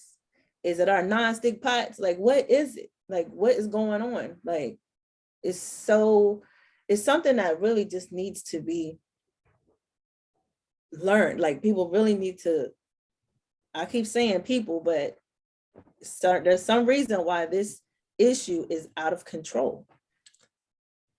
And it's touching a lot of people's lives right now, and people need to be paying a lot closer attention to, you know, the world we live in. Yeah. And you know, like I said, food we eat, pollution, PFOAs, you know, working conditions. A girl I went to school with, she died from cancer, asbestos. Like, she's 42 years old, 41, 42, dead. It's amazing. Like, what is going on in our world that's poisoning and damaging our people? That's a great question. I just did a video on like cancer and arthritis and Parkinson's, because of the way the body deposits inorganic material in different places, whether it's the joints, the muscles, or the brain. So when you're mentioning things, you know, what I heard you say that I thought was paramount is how you kind of was saying that you have some family members that have the same thing. Yes. And if you look at it, like, of course, everybody knows there's questions on the table of, is it related to the you know, newborn immunizations and stuff like that? these companies don't have any liabilities, so that we can't have any recourse if it's even found that they are responsible. Right. And like we mentioned earlier, Georgia Guidestones, you know what I'm saying? So there's definitely something there. If your family, it's just like an allergy, which we could do a whole study on allergies in itself, but what that really is. But if your family has a known history of allergies, you're going to start to see that repetition in the different generations. Mm-hmm. And for you to say that, it could, it could be linked to what they're giving everybody at birth, because that's the only thing that really everybody has in common to some degree. Right. Now I'm looking at some of the things here that the internet says about autism, and that's why I wanted you to go first, because you would know best, especially in your own situation. Now, some places say it estimate 1 in 54. Some sources say 1 in 68 is the spectrum the disorder now affects. And the key thing that I thought is that boys are nearly 5 times more likely than girls. Yeah. And with you having 5 kids, that kind of, every kid one person has puts them more and more at risk of one of them, if not, being autistic at that rate anyway. Now, when I look at these few things here that they mentioned, like challenges with social skills, repetitive behaviors, and speech and nonverbal communication, I really still see, and this is part of why I still elected the word bond to represent this conversation today, because the challenges with social skills is although the output may be different, right? The output may be what one would call more extreme or different than normal. People like me and you have challenges with social skills, you know what I mean? Especially in certain tribes, in certain tribal groups, that's just not us, right? Right. So, but what we have is in that infinity, maybe we're controlling it into a narrower range, right? Where they don't have that bond to, well, I still gotta be perceived, and I don't want to go to jail tonight, so I'm not cordial, you know what I'm saying? They just totally bonded to who they are, like, or what's on their mind, instead of everything else, just looking at it like that. So we started just focus on the bonds there. Like when you said, you ask him this and he said, go bathroom. It's maybe because his mind is really, how many times have you been sitting there talking to someone and you're like, man, I gotta go bathroom, but let me communicate. Like, it's not serious yet. Like, I ain't gotta be like, hold up. But I gotta go bathroom, bro. Like, hold on, okay, yeah. You start to get a little rushed to your thing. Yeah, yeah, motherfucker, come on, right? So they may just be bonded to being that honest. Like, yeah, I gotta go bathroom. Like, fuck what you said. Like, you know what I'm saying? Like, I mean, I wish it was that comical. That would be funny. Well, but I'm throwing it out there because from a bonding standpoint, like I said, the output may be different, but the initial input is the same. So I like to start to break stuff down and see, maybe to give you an answer, because I think if we all work together, we can find it. So based on what you're saying, even with that situation just being an example, the input was you gave him a question and the output was, I gotta go bathroom. Like, fuck that. So, and then the repetitive behaviors, which is what I'm showing is that it's good and bad. It's so some of the people that may be seen as brilliance, like me and you, we may be autistic too. We just didn't get diagnosed because the outputs weren't on some catastrophically extreme level. Right. You know what I'm saying? Like, okay, like we just joking about me cutting people off. Like, it's like, come in, input, nope, fuck that. Like, oh, you're supposed to give them time and do this. Nah, fuck that. Snip, done. You know what I'm saying? That might be autism. It's a repetitive action. Like, you come in with some bullshit, I'm cutting that shit the fuck off. You know what I'm saying? It's something I do repetitively, but it wouldn't be called autism because people are still just say I'm socially awkward, right? Yeah. Okay. And then the speech and nonverbal communication. So with that, and they have a couple more down here, but I want to see, give you some time to speak too. So with the speech and nonverbal communication, again, that's bonded. So we just went over many bonds types, and that's why part of why I lined it up that way. because now if they're in the mindset of no frills, no bullshit, and they're what was the one that was, you know, touchy feely emotional, like they don't want to communicate with words, they want this is how they communicate. They're like, fuck all the bullshit. Like my brain has these file cabinets and I'm not filling them up with those bullshit ass words. Yes. Yes. You know what I'm saying? Yeah, more, whatever it is that they, you know what I'm saying? Yes. Okay, Yeah. so that'll at least start to maybe, what do you think about that from your experience? Well, from my experience, you know, his condition, he's not high functioning. He's definitely not the one. Now, as he grows, I hope that he does have more skills, but his like, he's not able to socialize. His cousins come over, they, you know, they play with the rest of my children, except for him. He'll just run around. And sometimes he'll run to the point where he's falling down or falling into things. He becomes clumsy. And there's no like verbal communication. He won't talk to them. He won't go, hey, come over here, let's play. You know, he won't do that. Or even if they say, hey, come over, let's play, he won't do that either. And you know, he's all like, go, go, go. He's the type of person that comes home and all he does is run and run and run and run and run, or go back and forth to the sink, go back and forth to the bathroom, flushes the toilet, flushes the toilet, flushes the toilet, or lights on, lights off, lights on, lights off.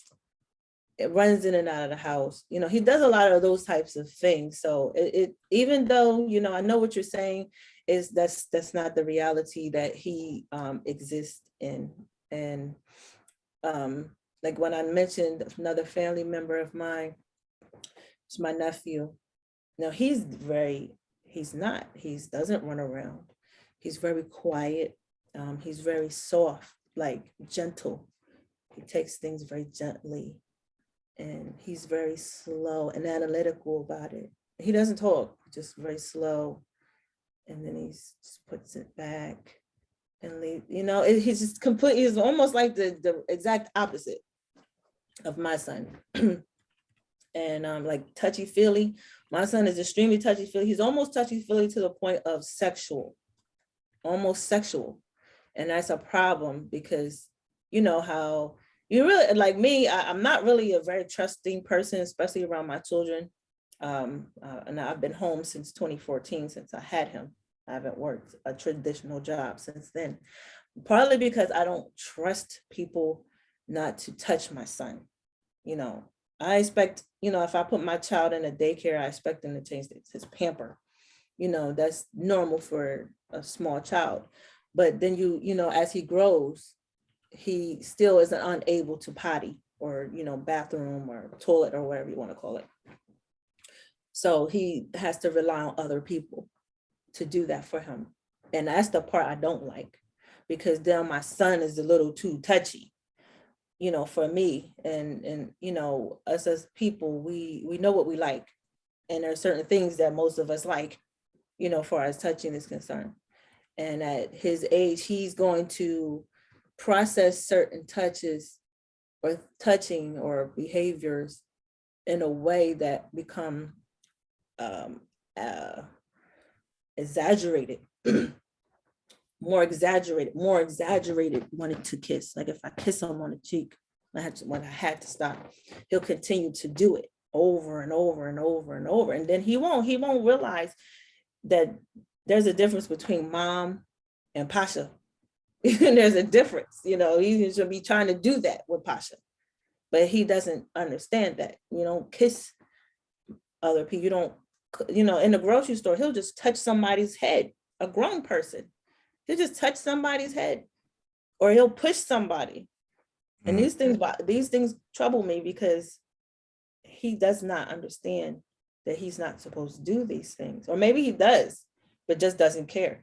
But you know, you're not supposed to do these things. You're not supposed to push people. You're not supposed to kiss people. You're not supposed to touch people. You know, you're supposed to, you know, there's norms. Repetitive behaviors, yeah. Yeah, he's definitely outside of it. So for me, you know, as a business owner and a mother, it's very difficult. This is where the difficulties for me come in, Mhm. and my abilities to do things that I really want to do. So, but like I said, I'm doing it. I'm trying to focus on doing it for him, because he's going to need the care.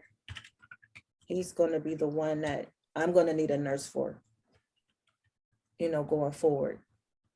Once he gets a lot older and a lot bigger, he's huge. This kid is huge. You would not think he was 7. You would think he's 12. So So autism is something. Yes, it's very it's like I said, it's a spectrum, and everyone that I know who has autism or have met who has autism, they're all different. And yeah, there's some cause to it. Now you read some rates that were different from what I was told at this autism center. Now I don't know if it's just, I don't know what the difference is. I'm not sure if it's like a worldwide calculation or if it's like Delaware calculation, which is where I'm right. at. You know what I mean? But I was told it was like 1 out of 6. Yeah, that's the So thing about statistics. We yeah, kind of just never know. we kind of just use it as an example to give some sort of, you know, um relativity to people that are totally unknown. So Yes. both of them are actually saying the United States. One I'm saying 1 in 54, and the other is saying 1 in 68.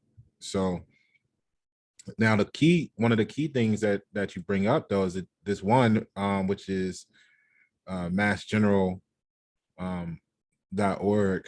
Just scanning through different sites here real quick. It Yes. says that autism's spectrum disorder is one of the fastest growing developmental disorders in the United States. Yeah. So for whatever reason, it is one of the fastest growings. And it says it is more common than childhood cancer, diabetes, and AIDS combined. Right. So Right. I think that's interesting. That definitely tells you that, well, what are we doing here in the United Right. States that is not being done worldwide? I want to look into this more because Yeah. I'm always curious, and I like to go in discovery mode. When you were Well, I talking mean, about it, honestly, I don't want to cut you off, but honestly, I really think, it is, it's something that was created. I don't think it was on purpose. mhm, I mean, it could be, but I seriously doubt that it was on purpose. And I've heard some of the theories on Facebook, which I mean, not Facebook, online, which I don't, I can't say or whatever about it, but it's something is creating this part of an in agenda. our children. Like I said, either vaccines or PFOAs. And a lot of time I talk about nonstick pots a lot, because you remember when you were younger, I don't know if you remember, you may, because you're a guy, when my mother brought a new pot home. Oh, okay. She was like, check out this new pot, it uh, doesn't stick, it was a whole situation. So, she was yeah. bonded to that pot, right? Yeah, like, yo, these eggs is coming off perfectly. You know what I mean? Like, Yeah. that was a big deal. And that was created by DuPont, which they have, all their experimental stations here in Delaware. And,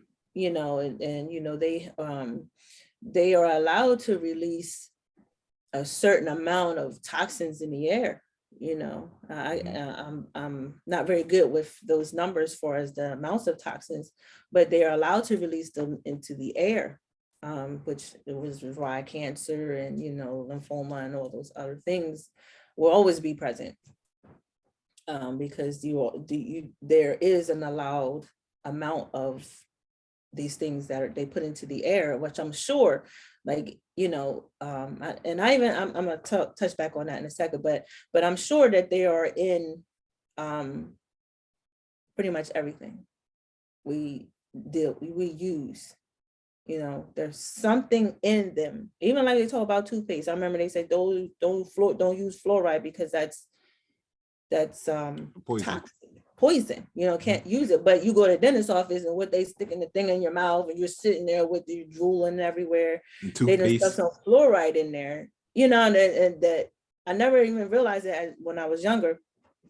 what it was. I thought it was for my teeth, but to me, it seemed like a design, like they were trying to design you to become sick so you can take part in the pharmaceutical it all has a process to it that is supposed to do what they want you to, or be what they want you to be, by these small introductions that they do. Yeah. So I want answers at some point.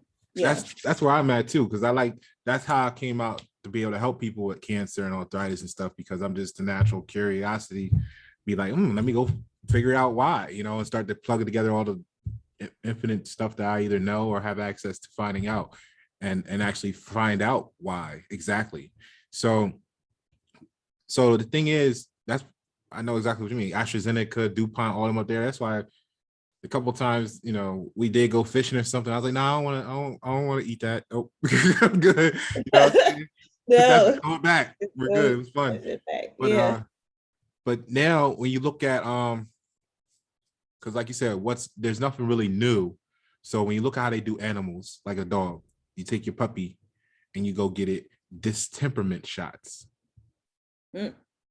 Now, when I say distemperament, I'm connecting it on because I'm in the middle of doing the CIA. The atmosphere is actually the review of the CIA document. Okay.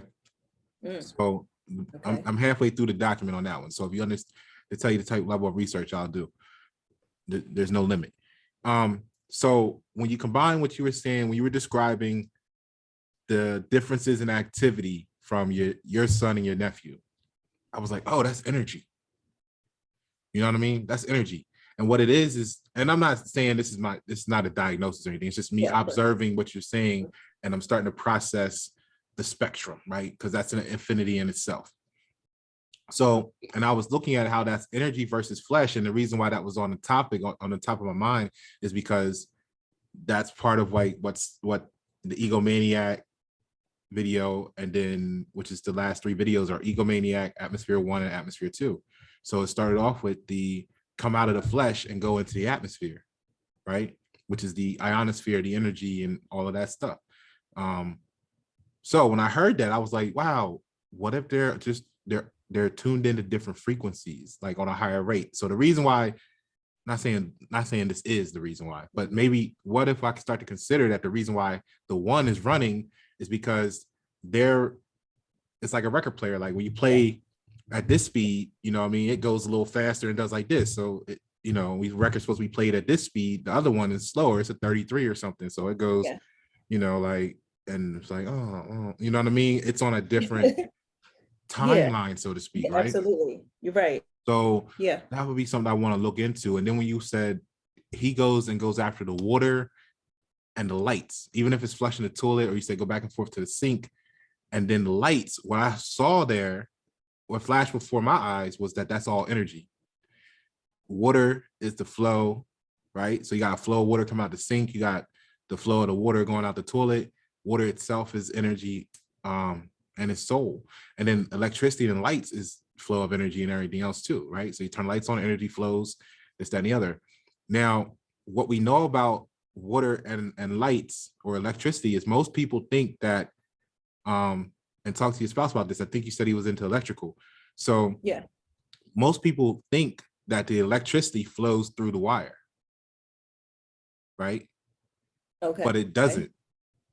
It doesn't. That's the beauty about it. It flows through the magnetic field around the wire that the moving electrons create. Yeah. So although we hook up the wire to the light bulb, or the socket that connects to the light bulb is actually wirelessly being illuminated. It's just that bouncing, or if it's direct current, that flow of electrons that causes the magnetic field, that then the energy travels through and is absorbed through the atmosphere, and the light bulb processes and turns on. Right. So the power itself doesn't actually flow through the light bulb. So now think about that. Where there's water flowing, just like under the pyramids, where there's water flowing, there's electricity being created if we tap into it properly. So maybe that's why I said I want to look into this, because this is getting really, really interesting. It has something to do with energy, and there's a different hertz being tapped into than the average population, whether that's off this way from norm or this way from medium, so that's really cool. I want to do some more, if you're okay with it, if I could do Yeah, some research, and then we can come back and yeah, maybe further talk about that topic. absolutely. Yeah, yeah, yeah. So Autism is something about that autism that, like, it's like you read it, it's the number one growing, I guess, problem. Did it say the US or did it say the world? the US Yeah, because I think exclusively. because it, and I did do this comparison, and I didn't do a lot, but compare, America to the other, continents that are populated with people and Mhm. their autism, in particular Africa. You're gonna see a big difference, Right. of whatever's going on here, they ain't going on there or over wherever they're, you're gonna see the differences. So So let yeah. me put this down here as a question. And I don't know your schedule, but I'll just need a few days to do some extensive research, because now that you say that, Africa is growing and is populated and does have cities and industry. However, it has a lot of open terrain too. Oh Um, yeah. so I Yeah. wonder what the correlation is between the industrialized cities or cities/countries themselves to the more rural states. Because if we're talking about it having something to do with energy ions, which could be disrupted or influenced by both the flow of electricity and water, then where you have all of this chaos of power lines and Wi-Fi and all this stuff in an industrialized nation, you're not going to have as much there. So that would be one course thing I want Yes. to look at to see maybe what the levels are there. And if we start to see a connection there, then maybe we can start to narrow it down that, yeah, it does have something to do with this. Now, why? That could still be due to foreign entities introduced to the body that now causes those deviations in how we our bodies process the magnetic field, the electromagnetic field and frequencies. So that's great. Like, this is really okay. This is my next project. All right. So now some of the other, there's three other points. One of them is like a duplicate. Well, actually, the other two are duplicates. So the child who has trouble with verbal and non-verbal communication, shit, they may just be more telepathic than we are. They're like, we don't even gotta speak because we in tune. Then but the other one, that's the only one that's different here on the other three bullet points, was delayed milestones, which Mhm. again, if it's a bonding thing where you just don't give a fuck, I mean, not to say it like that, but to describe Yeah. it, you know what I'm saying? Yeah. You can't really call it a delay. Like, everybody's wants to do what they want to do, right? Right. Yeah. So I think, like, when they say milestones like that, they like to say, oh, well, 1 month your child should be, trying to hold their head up, you Mhm. know, and sometimes they're on the mark and then sometimes they're not. And there are cutoffs where they say, okay, well, by 2 years old, your child should be saying mama or dada Mhm. or some sort of verbal um something.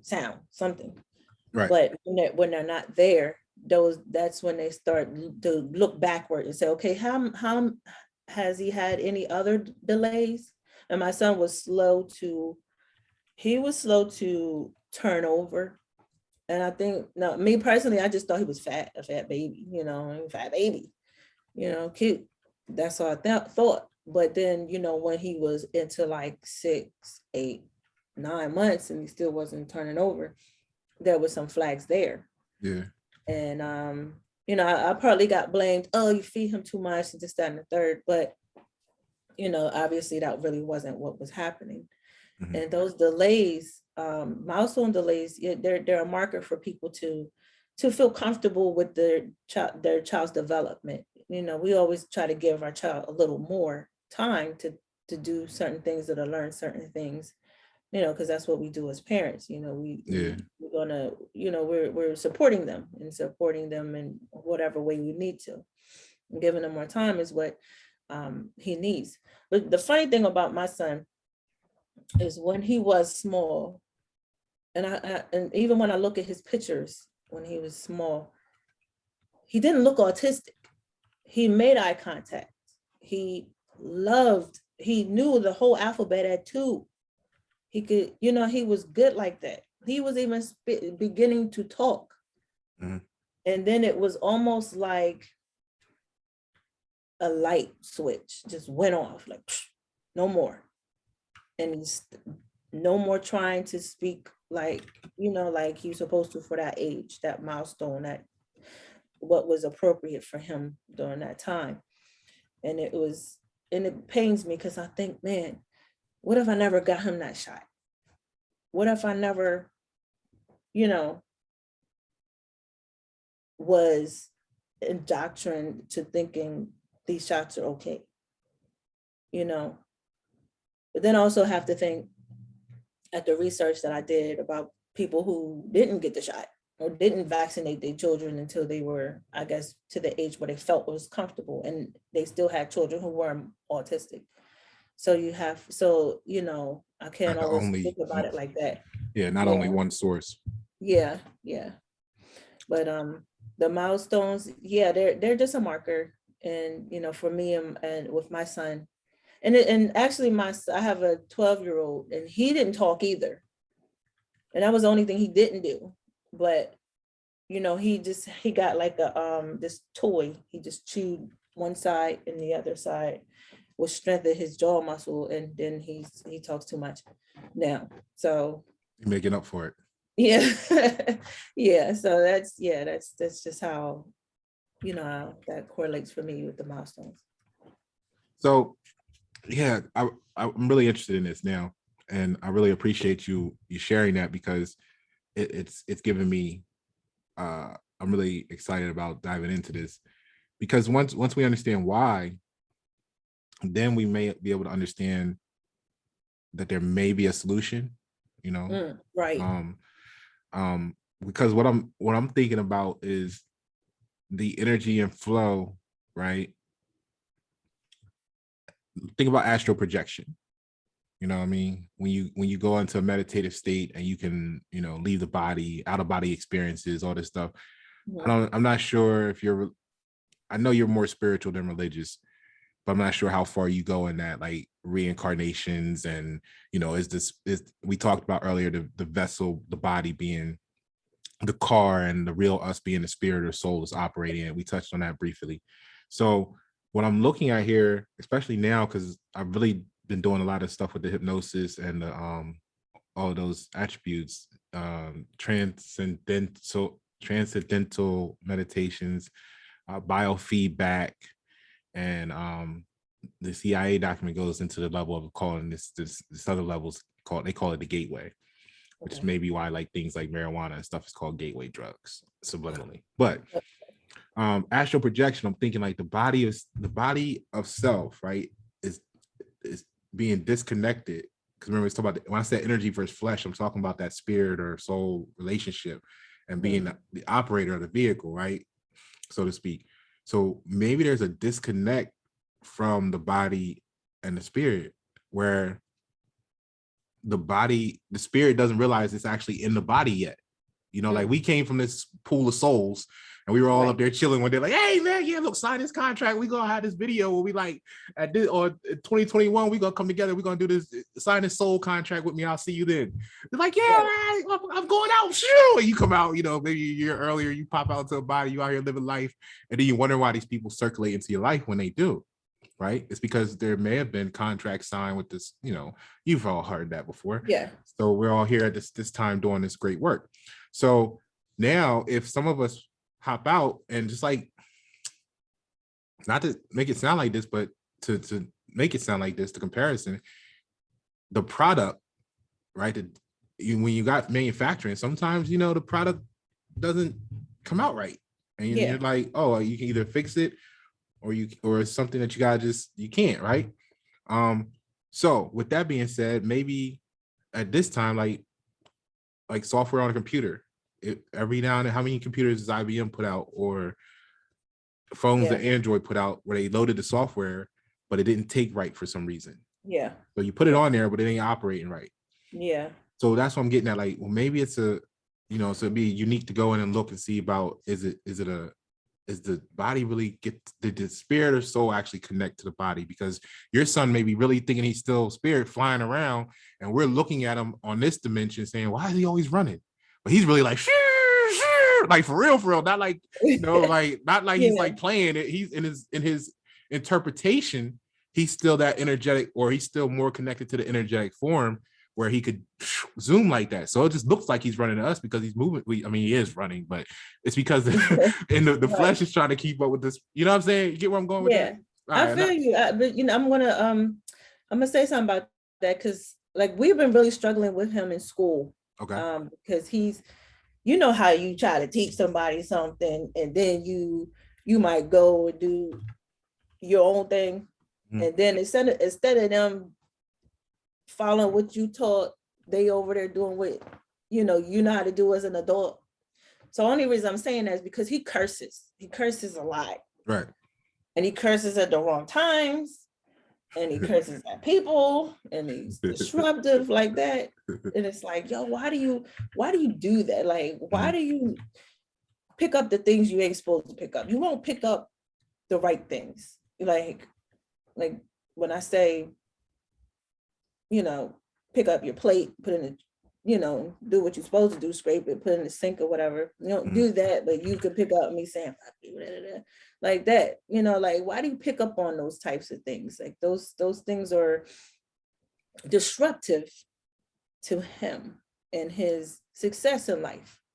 Okay. And it's something I really wish wasn't, spoken around my home.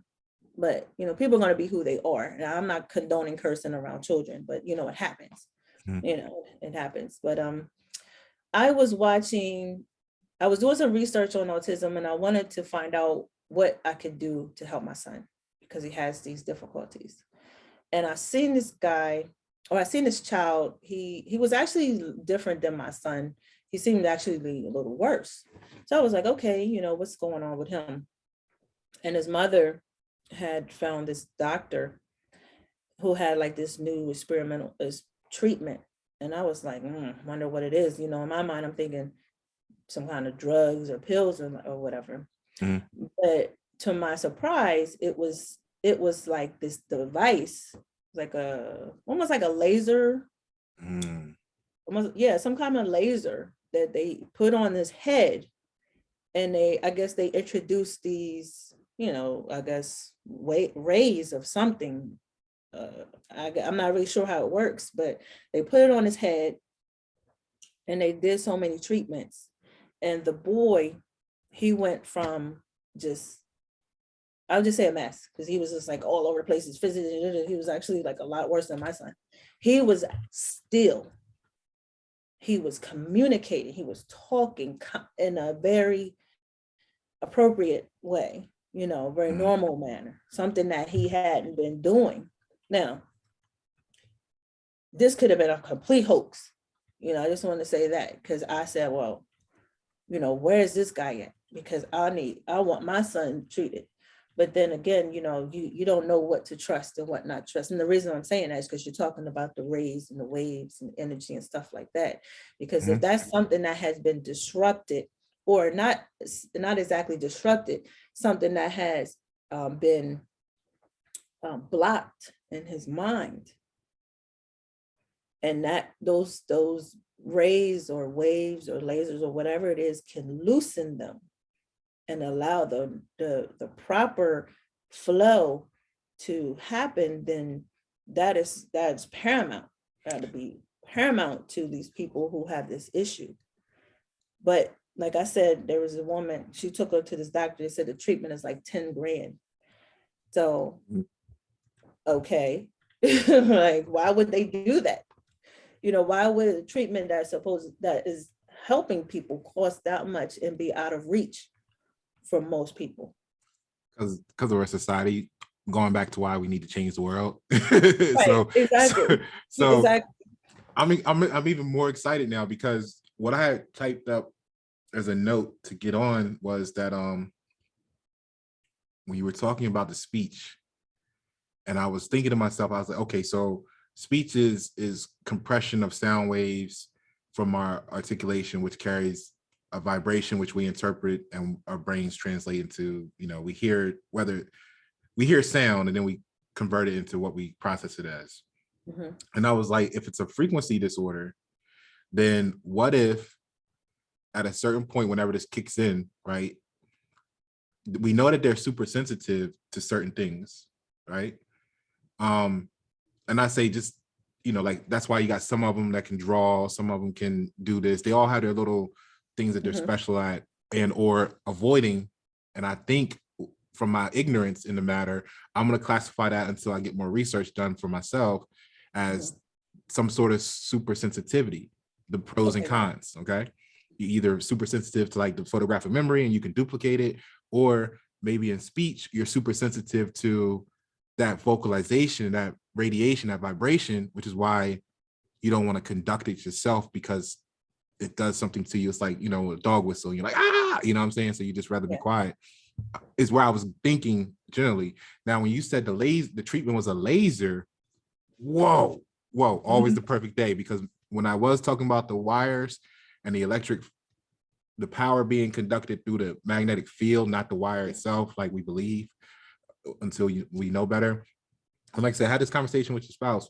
The laser, when they first came up with these properties to exist, the reason why they first found out about it is because originally they thought it did flow through the wire, direct current and AC current. It was like, it's going through the wire. And they what happened was they did the very first transatlantic, was it transatlantic or was it like from England to somewhere? Anyway, it was an undersea cable. They laid the first undersea cable and they were trying to send telegraph signals and the shit was fucking up and they couldn't figure out why. And that's when they started to go back to this other theory that this other guy came up with when it came to laser.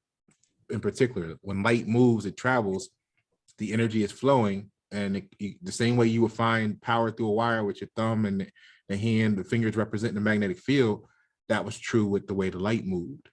So the light itself is creating a magnetic, the light itself is creating a magnetic field. Right. It's the refraction off of whatever it's bouncing off of. It's the refraction. Yeah. So now that you say lasers, if it's a magnetic field and we're talking hertz, right, which is the pulses of energy, the frequency, and if you're going in and you can tune it, just like I would say, the hair color is tuning the antenna, or even when you get your nails done, which is why you see me sometime with the matte black nail polish on, because your fingernails is crystalline, they vibrate naturally. So now when you apply color to it, you're tuning the frequencies that you're broadcasting and receiving, whether it's your hair, which is creatine, or your nails, you know what I mean, et cetera, et cetera, et cetera. So the color, if we change the color to just being light in its most simplest form, you're adjusting and tuning that frequency wave. So now I think I'm more comfortable now saying, yeah, I really want to dive into this energy versus flesh a little more, because when you said the laser treatment was doing something, that's definitely tuning the hertz and the frequencies in the magnetic field, either around them temporarily and or investing into them, right? Changing the whole way in which they radiate themselves, vibrate themselves. So I definitely think we're on to the right direction, and we can make some progress there. So if you don't mind now, because I really want to dive into that and see what I want to uncover and have a deep dive in it later on. Okay.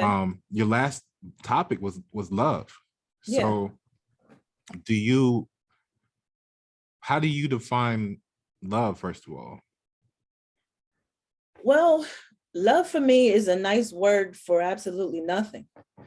It's just I mean, in my perspective, love is every emotion in one.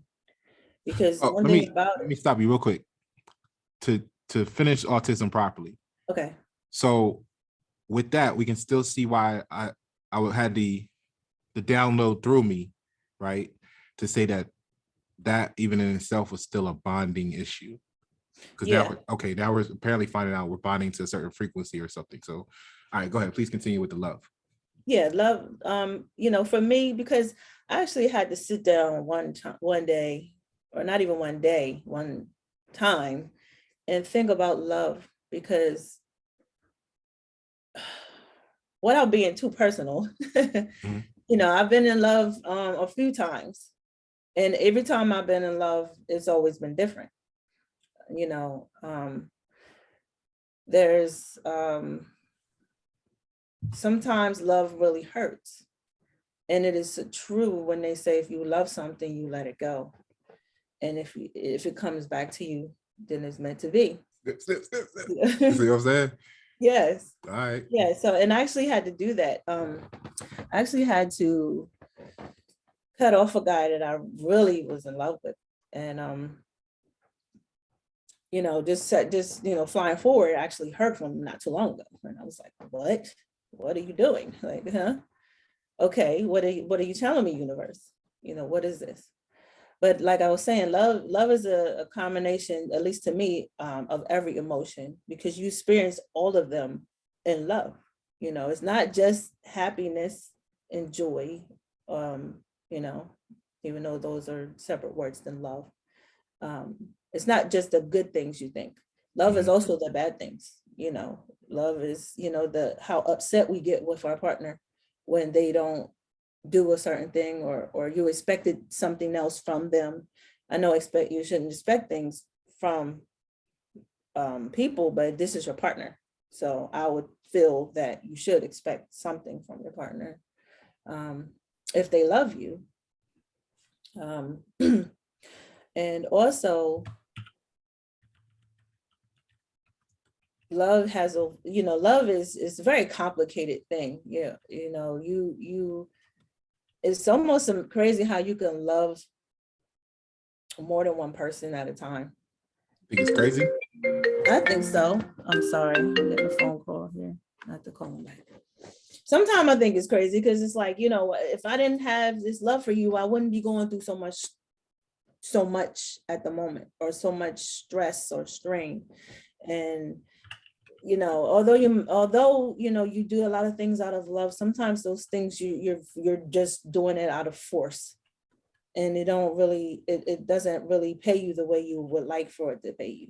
You know, I have a thing what I try to practice, and not so much always expecting something from others. I don't expect anything from Pasha. You know, I don't expect anything. I expect myself to do right by myself. And if I give something to Pasha or someone, it's because that's what I wanted to do. I don't, you know, I don't have expectations like that. I don't just sit back and wait. Oh, well, what you gonna do for me? If that's the attitude you have, then most people are not going to do well in love. You know, in that type of relationship, a love type of relationship. And also, it's better, you know, it's better to give than to receive anyway. You know, love giving, because you get it back. You know, when I give something, you get it back. You know, when I give something for free, if I give a t-shirt for free, I get advertisement. You know, I get some word, you know, I get somebody saying, hey, she just gave me this for free. You know, I teach my kids that. That's something I teach them as well. It's, you know, don't always, you know, hit somebody over the head. If they don't have that amount for that product, don't, you know, give it to them anyway. Give whatever they have, you know, to as a form of payment, take it. They'll be back. And they always come back. You always find, every time I go in town, I hear, oh, such and such was looking for you. They, you know, such and such was this person came over here, da da da. Look at, and those are the people I generally gave something to, or I gave them something extra. Giving is better to receive, and that's a good way to show your love. Because I think a lot of people think love is, what in the world? I'm sorry, somebody's That's love. messaging me. Yeah, really. But all the time. Message. yeah, I don't know what all that's about, but I'll get back to that later. But yeah, it's a beautiful thing, but it hurts a lot. It can hurt a lot, you know, because like when you lose a loved one, you know, it hurts. But you also understand that death is a part of life. So you have a lot to process. So that's why I said love is one of those things that's like, it's everything and nothing now all at the same time, because the word is just it's just a word for the undescribed thing you're going through at the moment. Not every time you look at somebody, you say, oh, I just love you. That's not, usually it's not really how it happens. Just, oh, always had these candid moments with people, usually it's like, what, I'm just going to do this for you because, you're who you are, so, I mean, it's just a part of life. And, if you're a human, you have some type of love for something or another, whether it's, I don't really like conditional love. That to me is, it's a setup. You got a conditional love for something, you're going to be let down quickly.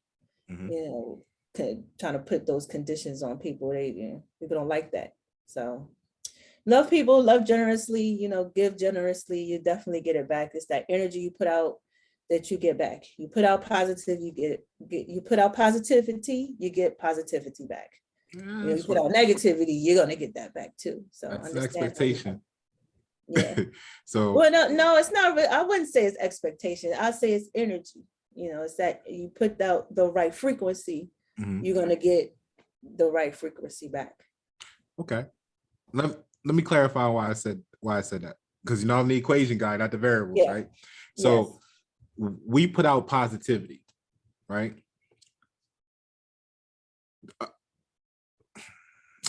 A person in a negative state of mind or a negative behavior frequency locked in, positivity to them is going to appear as negative. So their response is going to be negativity. Yeah. So I don't want to get it confused or misaligned. That's why I said it's an expectation too, because we're expecting that if we do good, we'll get good. But when you do good for someone that's all about wrong, they're going to feel the good, and that's wrong to them. So now they're going to be more prone to, their response is going to feel like wrong. Right. So, but I get what you're saying there, generally speaking, but that's how, we got to pay attention to the infinity of things, or else we set ourselves up for, the expectation always sets ourselves up for disappointment. So now with that, I'm glad that because like we talked about earlier, the expectation actually comes from ourselves, for what ourselves, not outside of us. Yes. So I'm glad that we went that and got back to that. And then I want to also key in on when you said the love for your partner is different from the love for your customer, and it doesn't pay the same, and I'm glad that you worded it like that, because the whole thing, like I got a video on Y-7 that's, can money buy love, absolutely. Because love, the energy of love, what it really means, the vibration, the frequency. Step number one is the world's using it as a verb. It's not a verb, it's a noun. And the most easiest place to show it used in hidden in plain sight in today is that it's tennis. Because remember when you were saying it is everything and it's nothing at the same time? Yeah. See, that's the zero in the number line. So when you get into my song Room Service, for example, that's what I'm spelling out. I'm gonna call you dial 0 for infinity. You know what I'm saying? So when you calling your love, right? Yeah. You got them on speed dial, let's say it's 0. You calling them for infinity, because that 0 represents the infinity. It's everything and nothing at the same time. So in tennis, and that's because you either every other number on a tennis line, every other number on the number line has a precise value. One is one singular or one group of something. Okay, right. 1.45697, it's very precise, right? Every number has precision. 0 is the only number on the number line that has, it can be a placeholder, which means it can be anything, and it's also used for nothing. And in tennis, you either have a score or you have love, which is 0.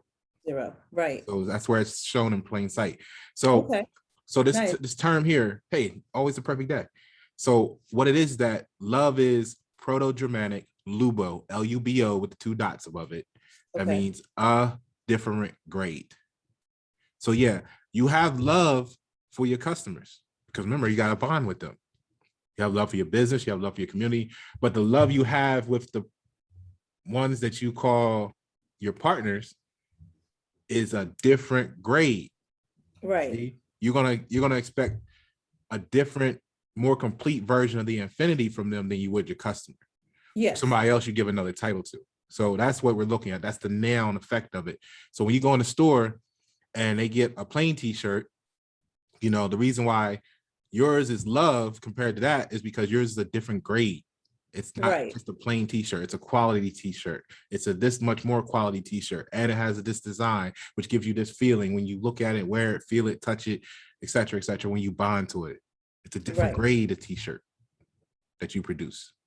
Right, exactly. So real quick, drop this on you. Then I want to hear what you gotta say with this, because when I opened up the question was the question that we got into was, do you think monogamy is natural?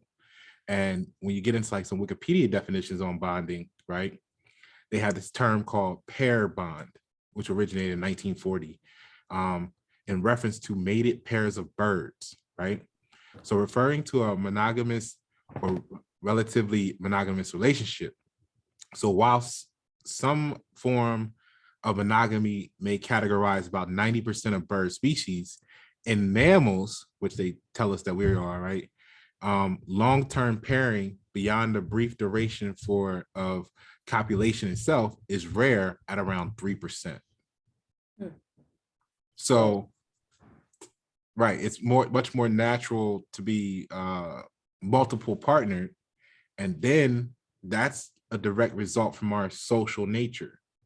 Going back to the small groups of 150 or so, they try to tell us that we came from.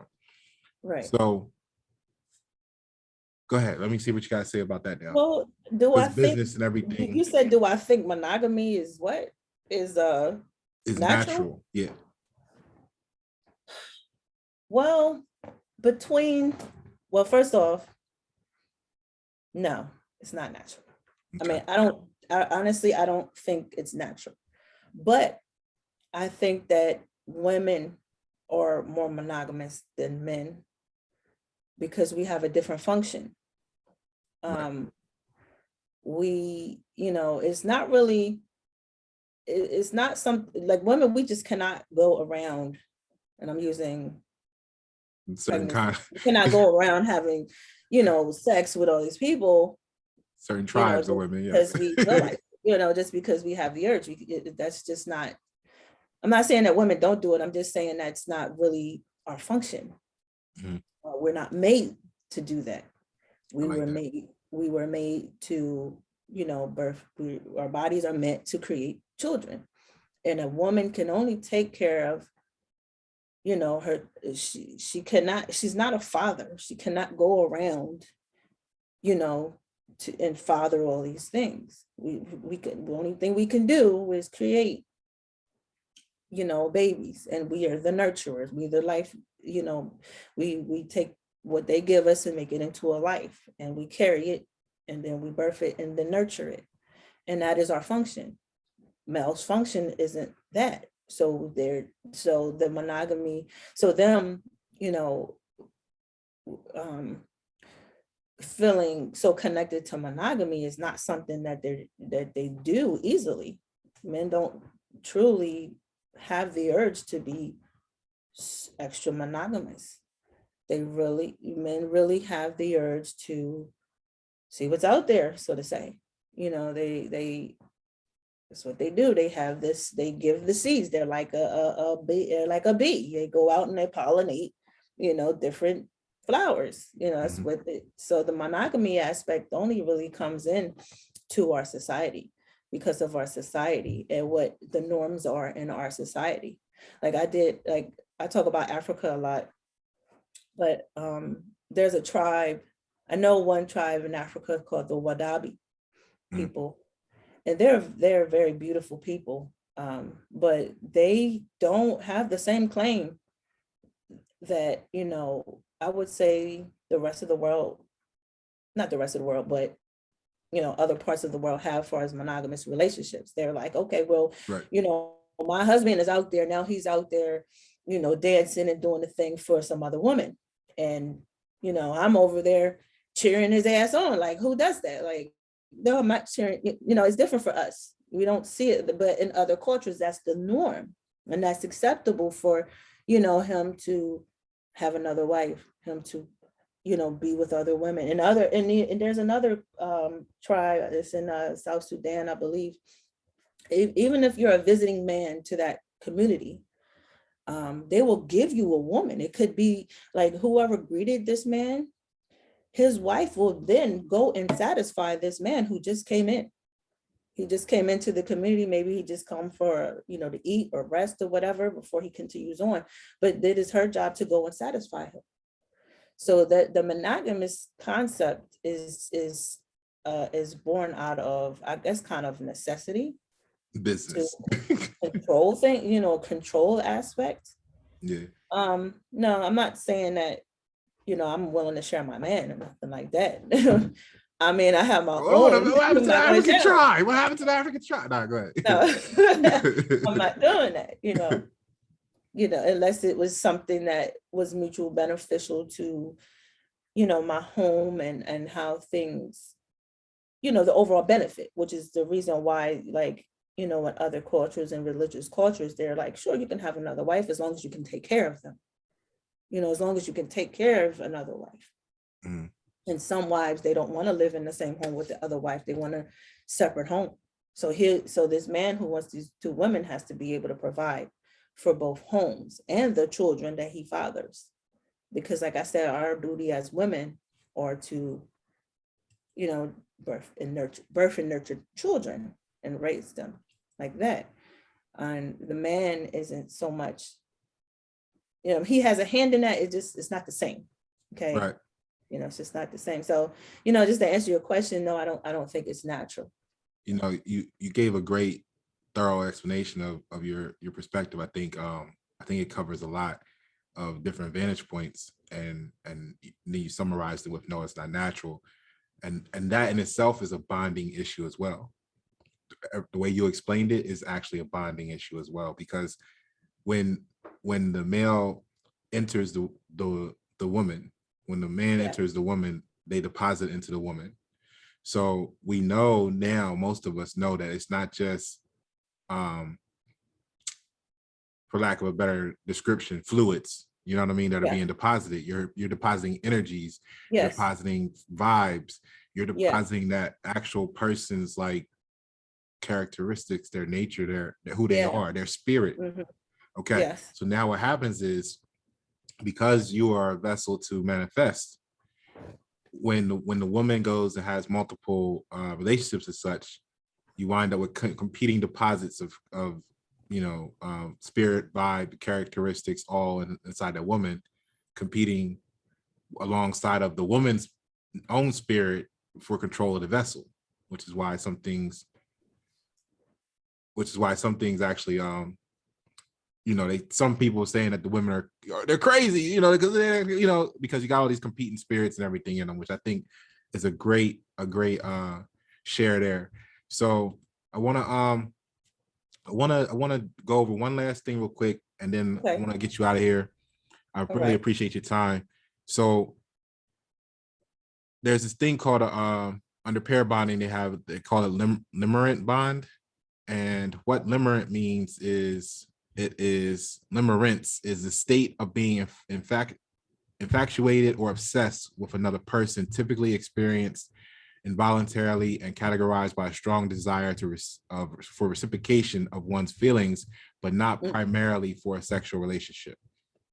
So there's three versions. There's the affectional, which defines relationships in which neither partner has the limerent.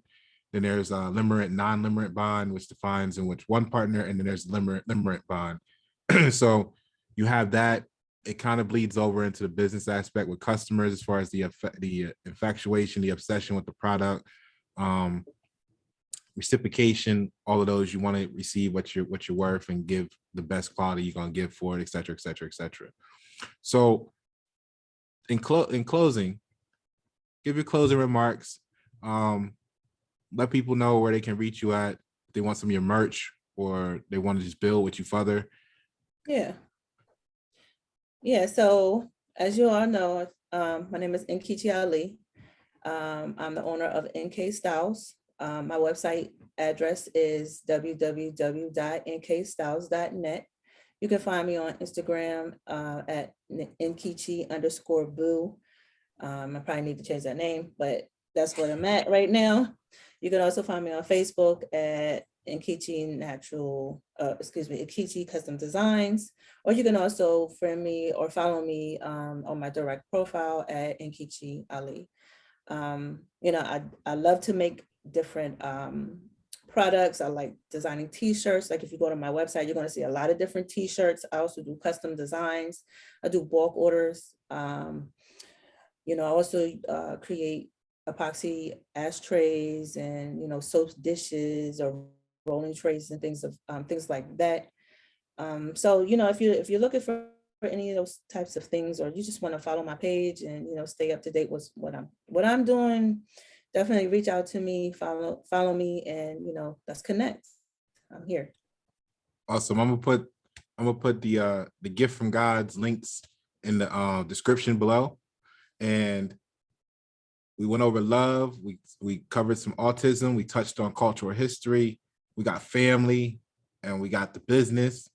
And what I hold responsible for a lot of this is the gatekeepers in the matter, because they're the ones that's blocking the flow of energy, knowledge, that flow go in and help change the world. So we gotta get the gatekeepers on either on board or replaced so that the world can be a better place, Absolutely.